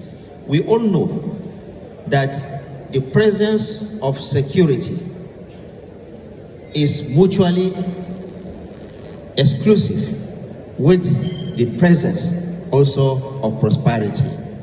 In other words, if you have security, you're going to have prosperity. If you don't have security, the prosperity that all of us crave for us to develop as a nation will certainly elude us. The renewed hope agenda of President Bola Ahmed Tinubu, therefore, recognizes that security and development are two inseparable issues. Communities with quality infrastructure, education, employment, and economic opportunities are naturally more resilient against crime and extremism.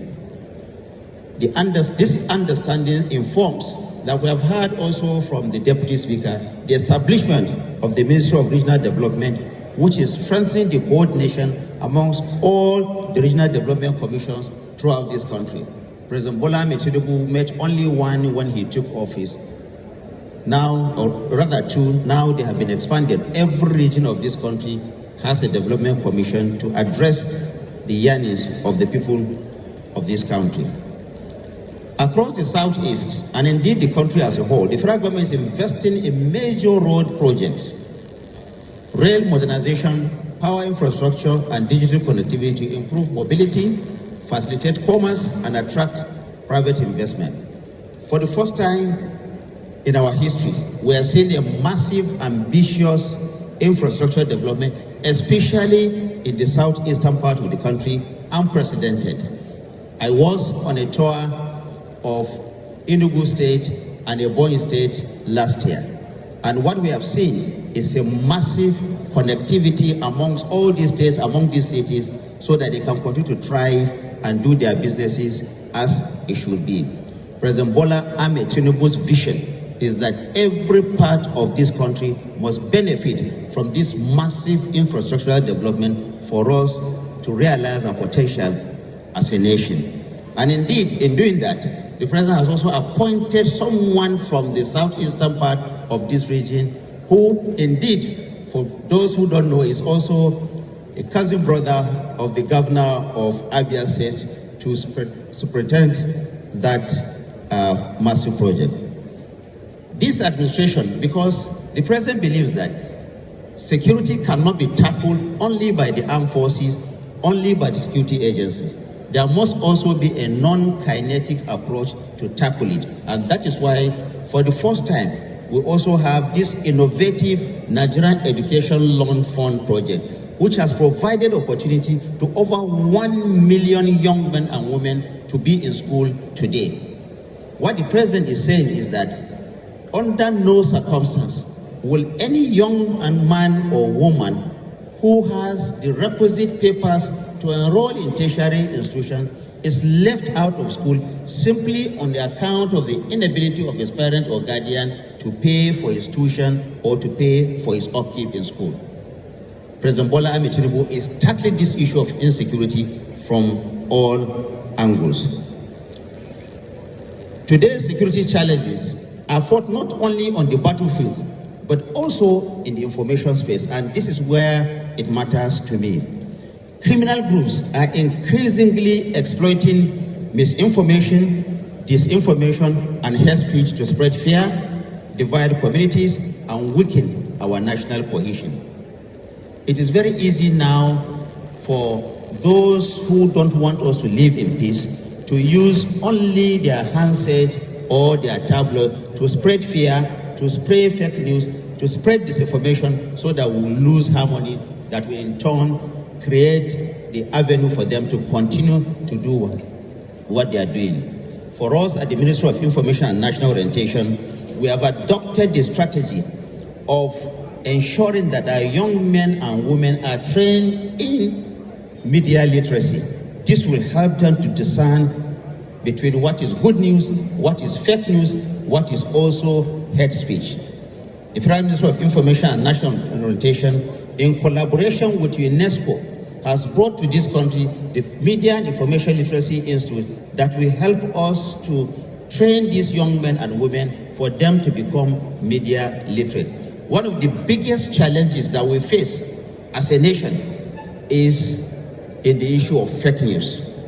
The social media, as important as it is in the development of any nation or any community, also, if not properly regulated, has the potential also to lead us to disharmony and also to chaos. And that is why Ministry of Information and National Orientation is working hard to ensure that we get our young men and women involved and media literate so that they can discern what is fake news and what is also good news. The media also remains an indispensable partner in nation building. I therefore want to seize this opportunity to commend journalists who continue to uphold professionalism and encourage all media practitioners to resist sensationalism and avoid amplifying narratives that serves only criminal elements. Let me say this to our media. Your work is indispensable in the growth and development of our country. Indeed, democracy cannot thrive without responsible media in any given society. But let me say that unless media practitioners also know that because they have the freedom for them to express themselves, there is the need for them to have the responsibility of that profession, the responsibility that it requires for them to also discern and also put forward what is good or what is bad. So much as the media has the capacity to unite us, to forge unity, to improve development, the media can also be used negatively to create division amongst us. And that is why I'm calling for members of the Nigerian media to please be patriotic, know that whatever you report out there has the capacity either to unite us as a nation or to also lead us to anarchy. Traditional rulers, religious leaders, community organizations, and civil societies likewise have vital roles in promoting dialogue, strengthening social cohesion, and encouraging cooperation with security agencies. One of the most important national conversations today concerns the future of policing in Nigeria. I won't dwell much on that because the Deputy Speaker of the House of Representatives has already spoken extensively on that. But it is the desire of President Bola Ahmed Tinubu to bring security and policing closer to the communities around this country. And that is why all of us must rise up and support the issue of state police in this country. Ladies and gentlemen, this is a defining moment for broad national engagement. I therefore encourage governors, state legislatures, traditional institutions, religious leaders, civil society, professional bodies, and the media to engage constructively in this very important constitutional process that the National Assembly has undertaken. Whatever our perspectives, we share a common goal of building a policing system that is more responsive, accountable, and effective while preserving the unity and constitutional integrity of our dear country. Peace is far more than the absence of conflict. It is the presence of justice, of opportunity, and of inclusion, and indeed of hope. The southeastern part of this country has always been defined by enterprise, by resilience, by industry, and by ingenuity. Those enduring values must remain stronger than the forces that seek to undermine them. As we conclude, let us renew our commitment to stronger cooperation amongst government, security agencies, traditional institutions, faith communities, civil society, and the citizens generally. Let us support constitutional reforms that strengthen grassroots policing. Let us reject misinformation. Let us resist the voices of division and work together to build communities founded on trust, on justice, and on shared prosperity. Under the leadership of President Bola Ahmed Tinubu, the federal government will continue to partner with the people of the Southeast to ensure that this region remains a place where businesses flourish, where communities thrive, and every child can dream without fear of anything. When the southeastern part of this country is secure, Nigeria is stronger. When every region enjoys peace, our democracy flourishes. And when we stand together as one people, united by a common destiny, no force can diminish the promise of the Federal Republic of Nigeria. Let me once again thank the organizers of this summit, particularly the governors of the southeastern part of the country, and my friend and brother, the governor of Abia State, for finding time to really put people together for this to happen. Let me also thank once again my colleague, the Honorable Minister of Defense, for the work he is doing. When he left office, we always miss him because we are used to seeing him in uniform. Now we see him in kaftan, but today he has added another uniform to his wardrobe, and I'm sure I'm also going to copy you. Your Excellency, the Speaker, the Senate President, ably represented here, thank you for the work you do in partnership with your colleague at the House of Representatives and all the elder statesmen and women here for the contributions you make towards the peace and development of our country. Thank you very much for this invitation. with the tradition that have been established by our own governor, who started by adopting the protocol that was well established by the MC. But in doing that, permit me to recognize our own governor, His Excellency Dr. Alexotti, the host governor, who has made this state peaceful. I must say that though we are not in the same political party, but I must celebrate you for keeping this state safe.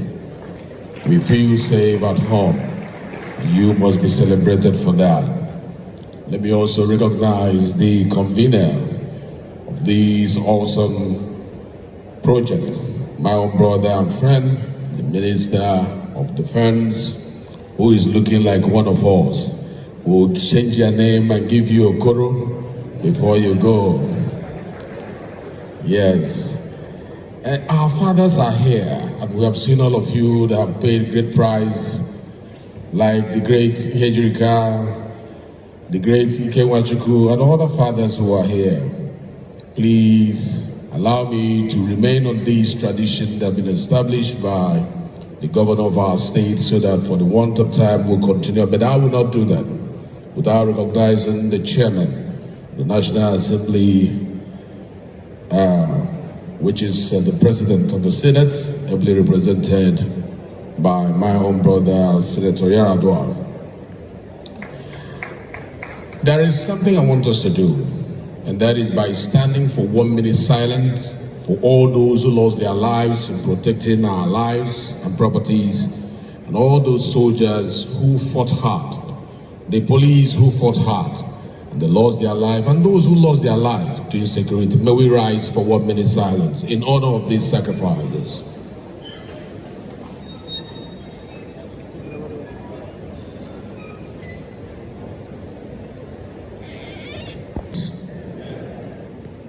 Please, you may sit down.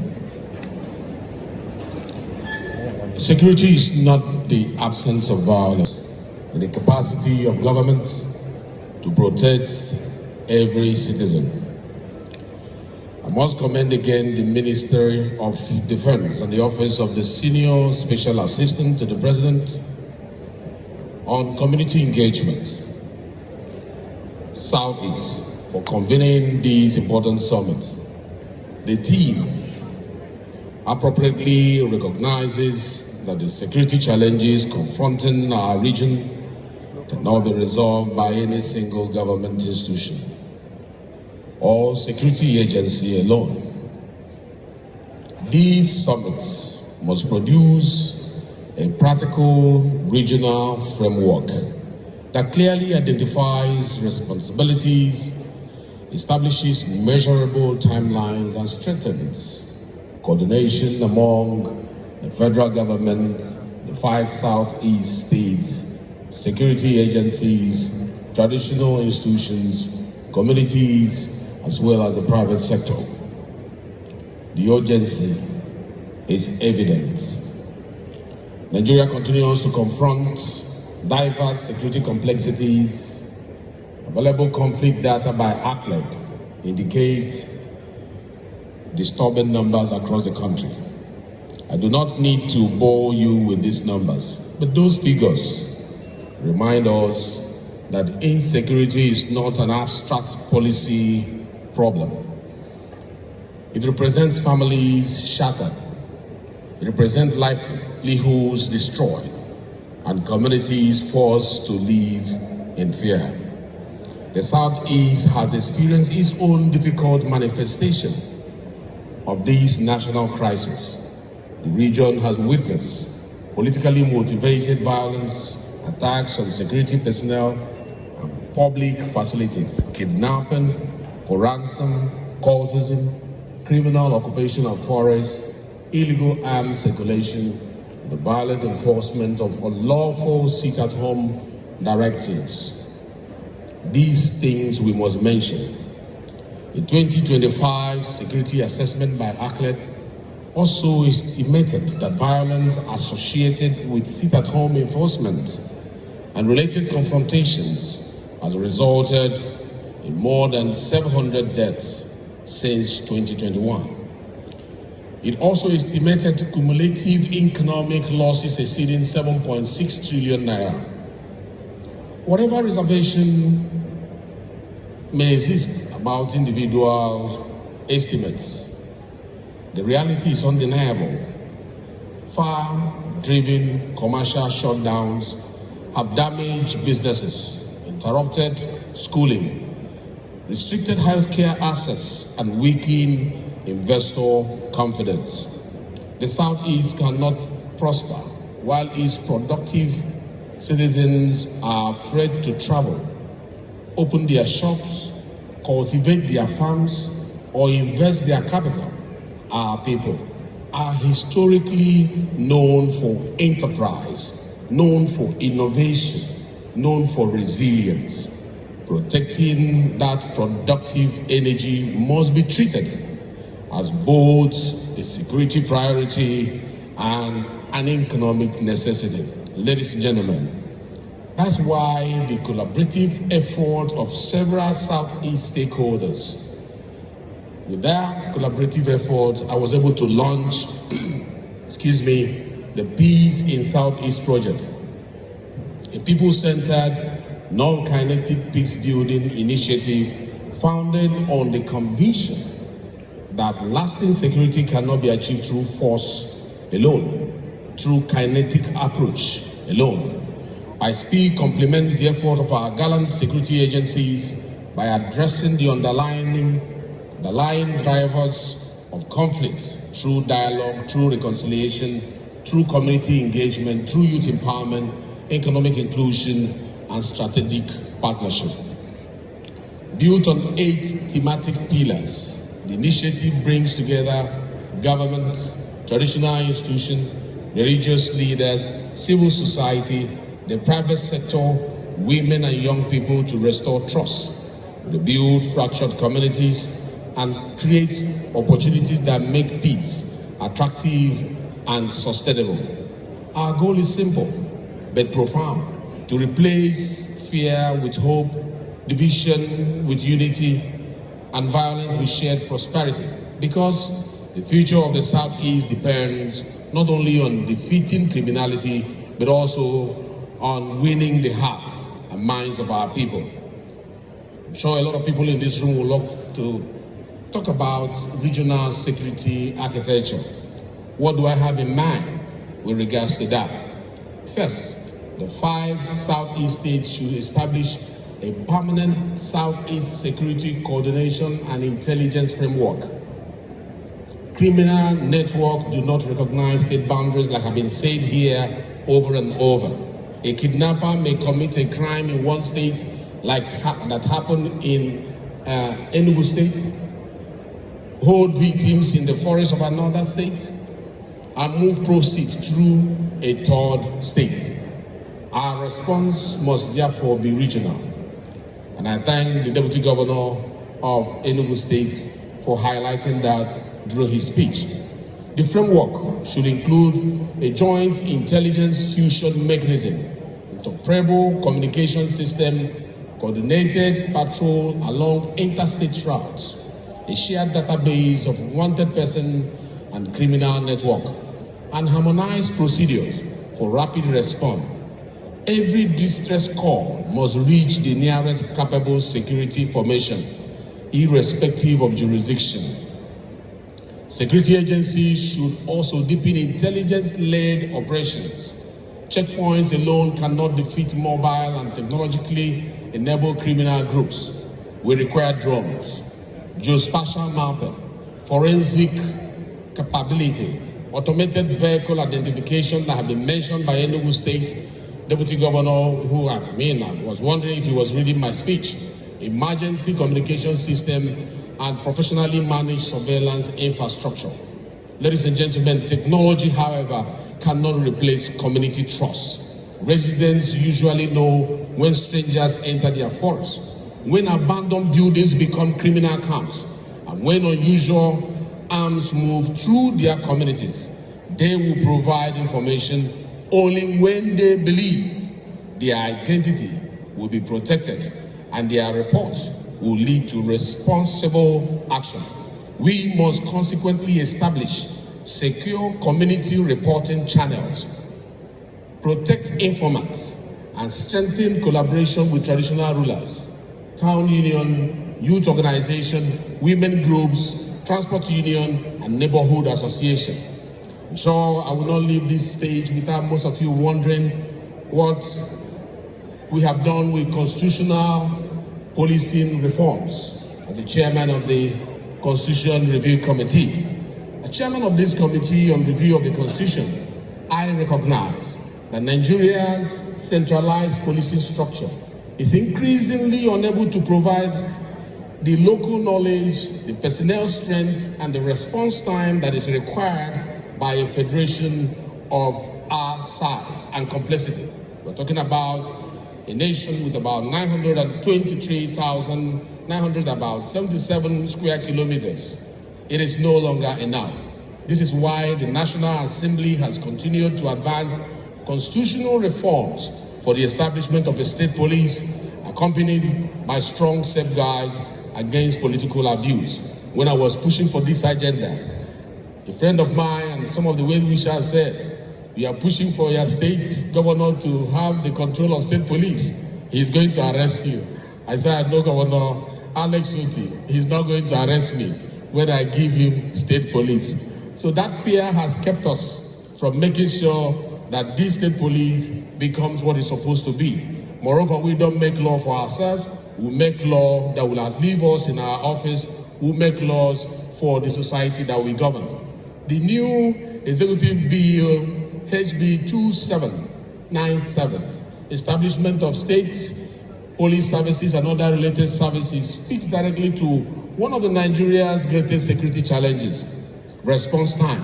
It brings policing closer to the people by recognizing that security is most effective when it is rooted in local knowledge, when it's rooted in community trust, and when there is a timely intervention. An officer who knows the forest will police the forest better than one hired from outside. An officer who understands the language, the culture, terrain, and social dynamics of a community is better positioned to gather intelligence, to prevent crime, and to respond swiftly to threats. Therefore, I must commend my father and leader, President Bola Ahmed Tinubu, GCFR, for this bold and very visionary initiative. His administration has demonstrated the courage to confront long-standing structural deficiencies in our policing architecture through a carefully designed constitutional framework that strengthens grassroots security, while embedding safeguard against abuse. This reform is not about weakening the Nigerian police force. It is about complementing it with a decentralized policing system that is more responsive, intelligence-driven, and better suited to the realities of our federation. State police must not become private armies for governors or instruments for suppressing political opponents. Recruitment, command, funding, disciplinary procedures, and operational jurisdiction must be defined by law. That is what we are trying to do at the Parliament. Independent oversight, legislative scrutiny, transparent funding, and clear mechanisms for federal intervention where abuses occur are also essential. Our objective is not merely to multiply security agencies. It is to bring accountable policing closer to communities while preserving national standards, preserving fundamental rights, and also encouraging effective coordination. The recent approval to expand the Nigerian Army from 8 to 12 divisions and recruit approximately 28,000 additional personnel demonstrate the federal government's recognition of the need to strengthen national security capacity. And I must commend the President of the Federal Republic of Nigeria, President Bola Ahmed Tinubu, for taking this bold step. This expansion must be supported by improved training, by improved equipment, by improved intelligence troop welfare, as well as strong cooperation with civilian law enforcement institutions. The question will now become, what are those issues driving insecurity? Distinguished ladies and gentlemen, we cannot arrest our way out of every security problem. Unemployment, drug abuse, political manipulation, poor urban planning, unresolved communal disputes, and the absence of government services create spaces in which criminality flourishes. This has been mentioned also by the Deputy Governor of Enugu State when he spoke. The National Drug Law Enforcement Agency reported that within an 18-month period, it made 29,262 arrests. It secured 5,225 convictions, and it seized more than 5.3 million kilograms of illicit substances valued at over 1.5 trillion naira. Drug trafficking and substance abuse increasingly intersect with violent crime, cultism, and organized criminal activity. They play a role. Prevention, rehabilitation, and community education must therefore be complementing the enforcement efforts of these agencies. Every Southeast state should expand youth employment, should expand technical education, should expand digital skill, agriculture, and enterprise support programs in communities most vulnerable to criminal recruitment. Local government must become functional centers of development, not distant administrative structures. Ladies and gentlemen, the Southeast Development Commission provides an important platform for addressing regional infrastructure deficits and coordinating long-term economic recovery. The Southeast Vision 2050 Blueprint, which was celebrated by all the state governors, recognizes the region as a central pillar of Nigeria's economic future. Security planning must be integrated into that development framework because investment, industrialization, and regional connectivity cannot thrive without peace. As I round up, I want to say that we should move from dialogue to implementation. Ladies and gentlemen, I propose at this summit adopt 5 immediate outcomes. 1, a permanent regional security coordination council, a shared intelligence and criminal information platform, coordinated protection of highways, forests, and critical infrastructure, community-based early warning and response mechanisms, and a publicly accessible implementation scorecard to measure progress. Within 60 days, the relevant institution should produce an operational plan identifying responsible agencies, funding requirements, timelines, and performance indicators. Within 6 months, we should reconvene. We should gather again, not merely to deliver speeches, but to evaluate results. The House of Representatives will continue to support necessary appropriations, legislations, and oversight. We will also strengthen engagement with security institutions to ensure that public funds produce measurable improvements in public safety. Our message must be unmistakable. The Southeast is open for lawful enterprise. And I want to thank the governors for the effort they are making. I must thank the 5 governors of Southeast for the effort they are making to make sure that these things, lawful enterprise, education, tourism, and investment thrives. No individual or group has the right to imprison millions of citizens through fear. No grievance justifies the murder of innocent people, the burning of public institutions, or the destruction of livelihood.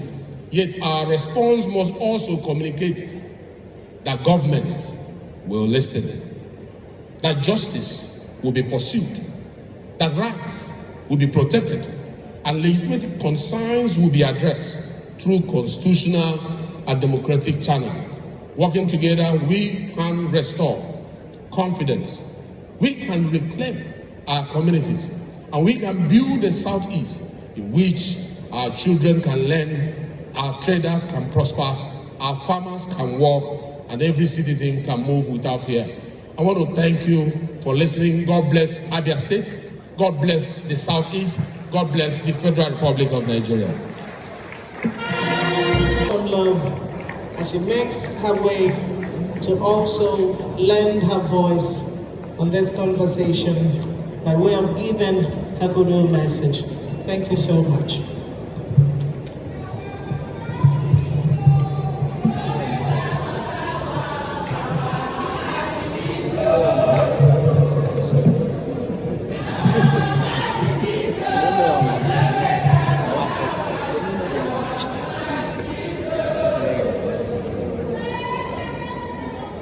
Convey the warm felicitation and goodwill of His Excellency, Distinguished Senator Hope Uzodinma, CON, Governor of Imo State, who would have loved to be physically present at this important regional security summit. However, due to other pressing national assignments, he is unavoidably absent. I am deeply honored to represent him at this timely gathering being hosted by His Excellency, great on one of the most pressing challenges confronting our region and our nation, Nigeria. Security remains the bedrock of sustainable development, economic prosperity, and social stability. No society can thrive where lives and property are under constant threat. It is therefore imperative that we strengthen collaboration among our states, security agencies, and all stakeholders to build a more secured and peaceful Southeast. At this point, on behalf of my governor, Distinguished Senator Hope Uzodinma, CON, and the good people of Imo State, I wish to thank the President, Bola Ahmed Tinubu, GCFR, for his renewed hope and transformational policies and agenda aimed at ridding our nation of all forms of banditry and security. In Imo State, His Excellency, Distinguished Senator Hope Uzodinma has been amazing at his programs, the 3R mantra of his government, by trying to stabilize Imo State and the security in Imo State. Some of the things he has done is strengthening community vigilante plus town hall unions, where they work hand in hand with the police and the DSS. We have also looked at neighborhood watch, programs that make you to realize and watch your neighbors. And places like markets are being advised to set up in small groups, WhatsApp groups, whereby they can share information. Of course, we all know that information is power. He has done a lot of programs to make sure that the restive nature of youths are captured. He has dialogues with the youth. We of course have 2 ministries of youth in order to catch up the youth and put them in active programs so that they can divert the energy to something sustainable. So he dialogues with the youth. Many security issues start with unemployment and frustration. So when you try to train the youth, like the Skill Up program we have in Imo State, and other talent hunts, and trying to teach mentorship to the steaming youth population of our state, we are gradually diverting their attention from crime and other insecurity issues. He also has from time to time meetings with traditional rulers, religious leaders, asking everybody to preach in church, call in your community, and make sure that there is peace and very good approach for peace and responsibility in the communities. At the government level, I'm proposing that better policing equipment, like more patrols, functional police stations, CCTV in major towns like Owerri, Aba, Enugu, Onitsha, Abakaliki can help us curb our insecurity. Intelligence gathering. Security agencies need to work with local informants. Local information they get from the root will help them than somebody coming from the center down to the roots where you do not know anywhere to start from. Justice system. At the government level, we should look at our judiciary system to make sure that fast prosecution of criminals is ensured, so people will now have confidence that crime does not really pay. What individual families can do, we should encourage them to be security conscious, avoid late night travel on lonely roads, share your movement with one family member or a friend. Report, don't keep quiet. Use police hotlines or traditional rulers to report suspicious movements around your neighborhood or vicinity. Because you know, silence helps criminals a lot. We need to promote unity. Reject hate speech and diversion along political, ethnic, or party lines. United communities are harder to infiltrate. Support any victim. Communities should support victims and families affected with violence. The security challenges facing our region transcend state boundaries.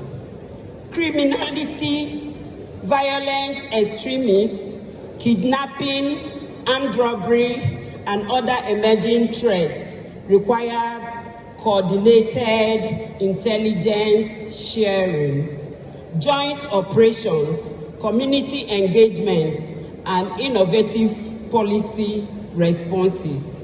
No single state can effectively address these challenges in isolation.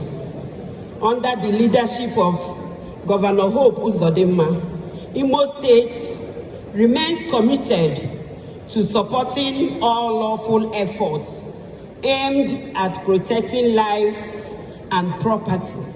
The 3R administration in Imo State has continued to strengthen the state's security.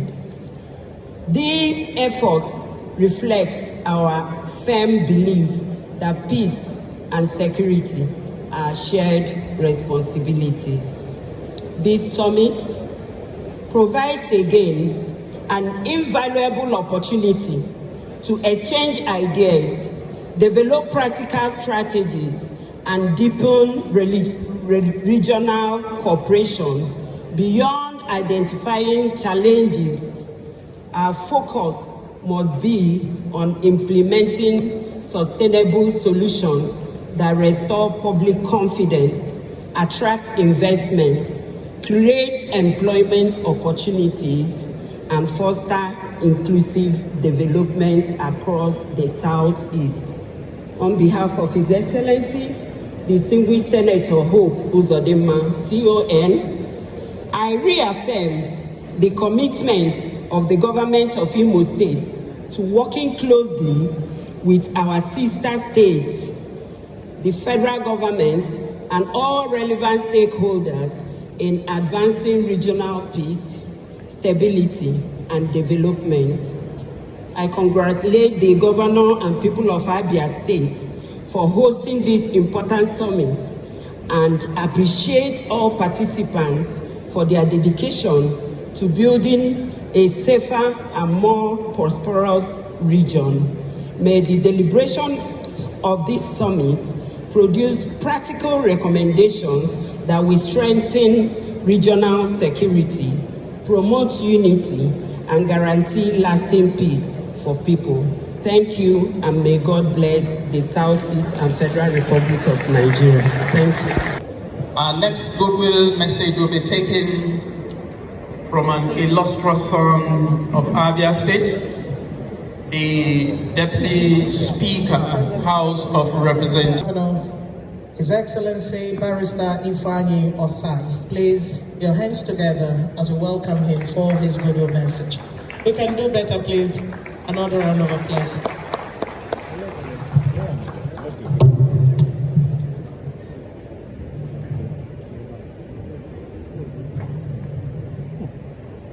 Thank you so much. Ndị bịara be anyị ala nọ. Ndị bịara be anyị ala nọ. Minister for Defense, I thought you would respond. You know, when he spoke and made reference to those that you're not recognizing, I'm the #1 culprit. He took his introduction here for me to go to him to say, Honorable Minister, you're welcome. I think the protocol has been well laid, and our host and principal, the governor of Abia State, has also been well appreciated. And on behalf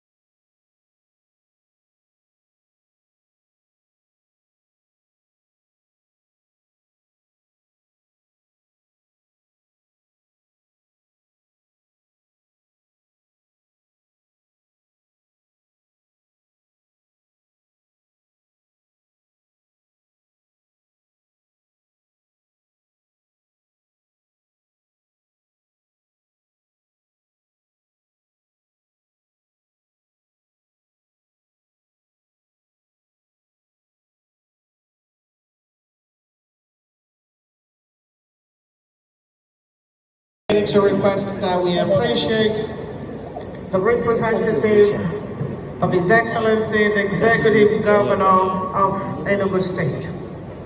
The Deputy Governor, His Excellency Barrister Ifeanyi Osai. Please, another round of applause. All right. Of course, like I did say earlier, property and the preservation of regional stability. Permit me to sincerely commend the Federal Ministry of Defense and the Office of the Special Advisor to the President on Community Engagement for conceiving this timely regional security summit. This, to me, reflects the tireless commitment of President Bola Ahmed Tinubu's administration towards building a peaceful, secure, and united Nigeria, where every citizen can pursue legitimate aspirations without fear, with zero consideration and regards to ethnic, political, and creed leanings. The theme of this summit, collaborative approaches to strengthening security and regional stability, could not have come at a better time than now, considering the current security realities the nation is hedged in. The theme, to me, also is not merely an intellectual proposition. I believe it is a practical roadmap for sustainable peace. The theme, I am pretty sure you know, reminds us that no government, no security agency, and no individual can single-handedly defeat modern security challenges. I believe very strongly that lasting peace is built through cooperation, intelligence sharing, community participation, and mutual trust.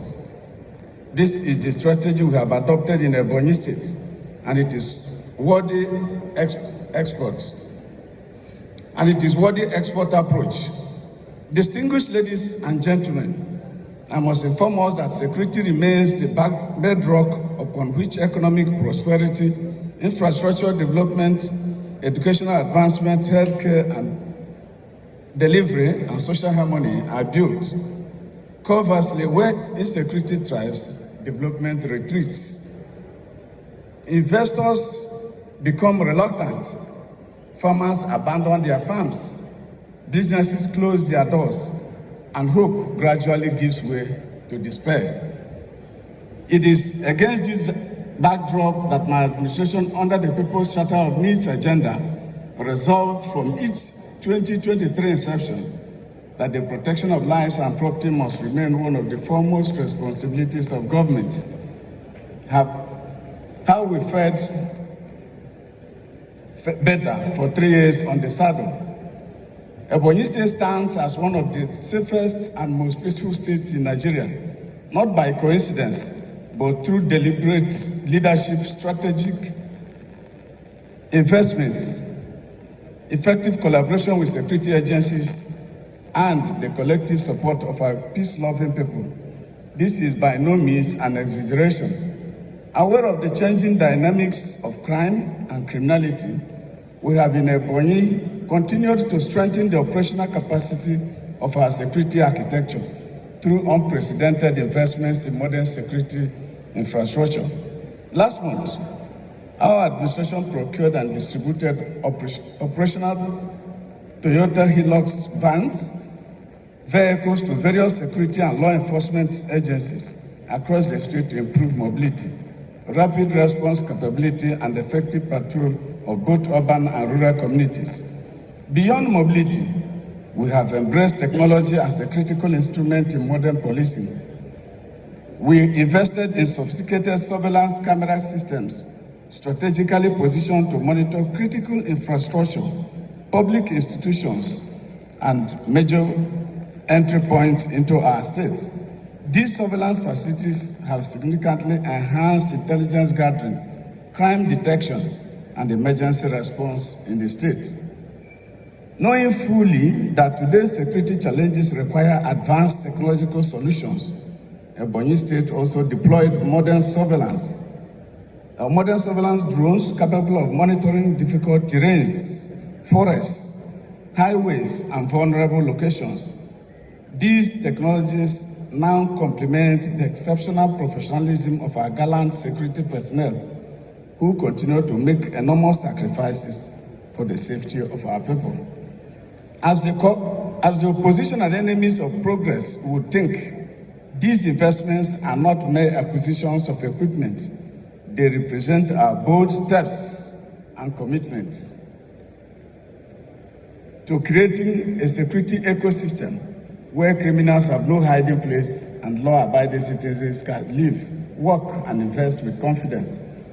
Ladies and gentlemen, our administration has firmly believed that security is not achieved by force alone. It is equally sustained through social justice, youth empowerment, education, employment opportunities, and inclusive governance.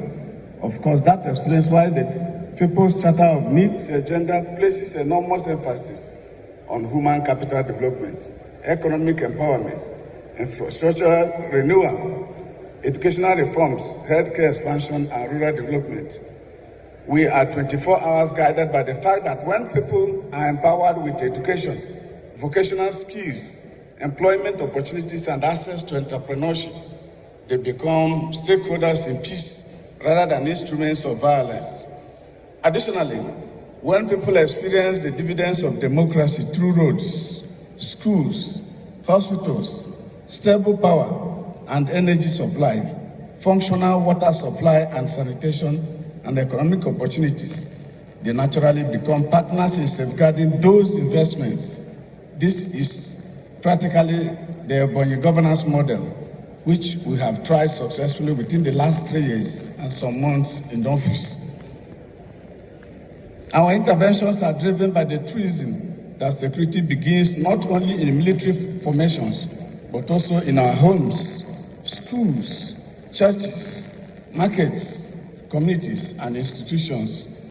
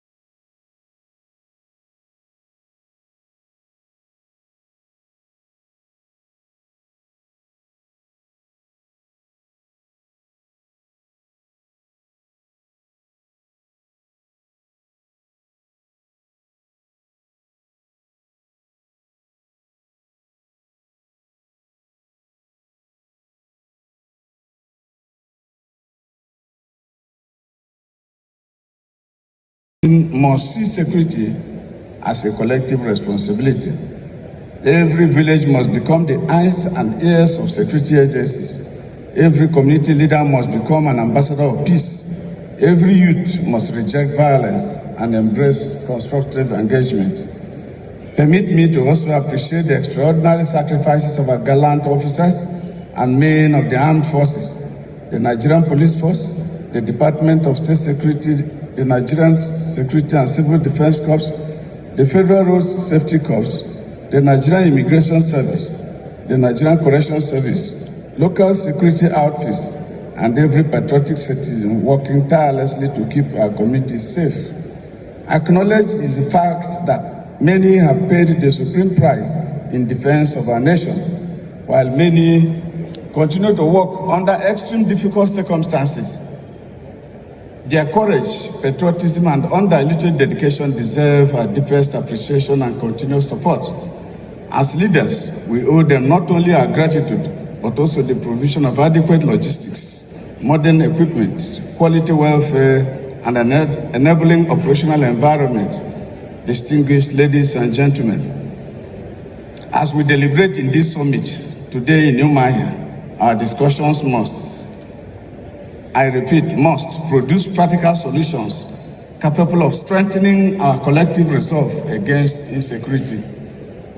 The gathering, as a matter of urgency and necessity, must deepen collaboration rather than competition, strengthen partnerships rather than divisions, inspire innovation rather than complacency. With this, we can build a Southeast that remains peaceful, economically vibrant, and socially stable, where businesses flourish, our farmers cultivate without fear, children learn in safety, and investors confidently establish industries.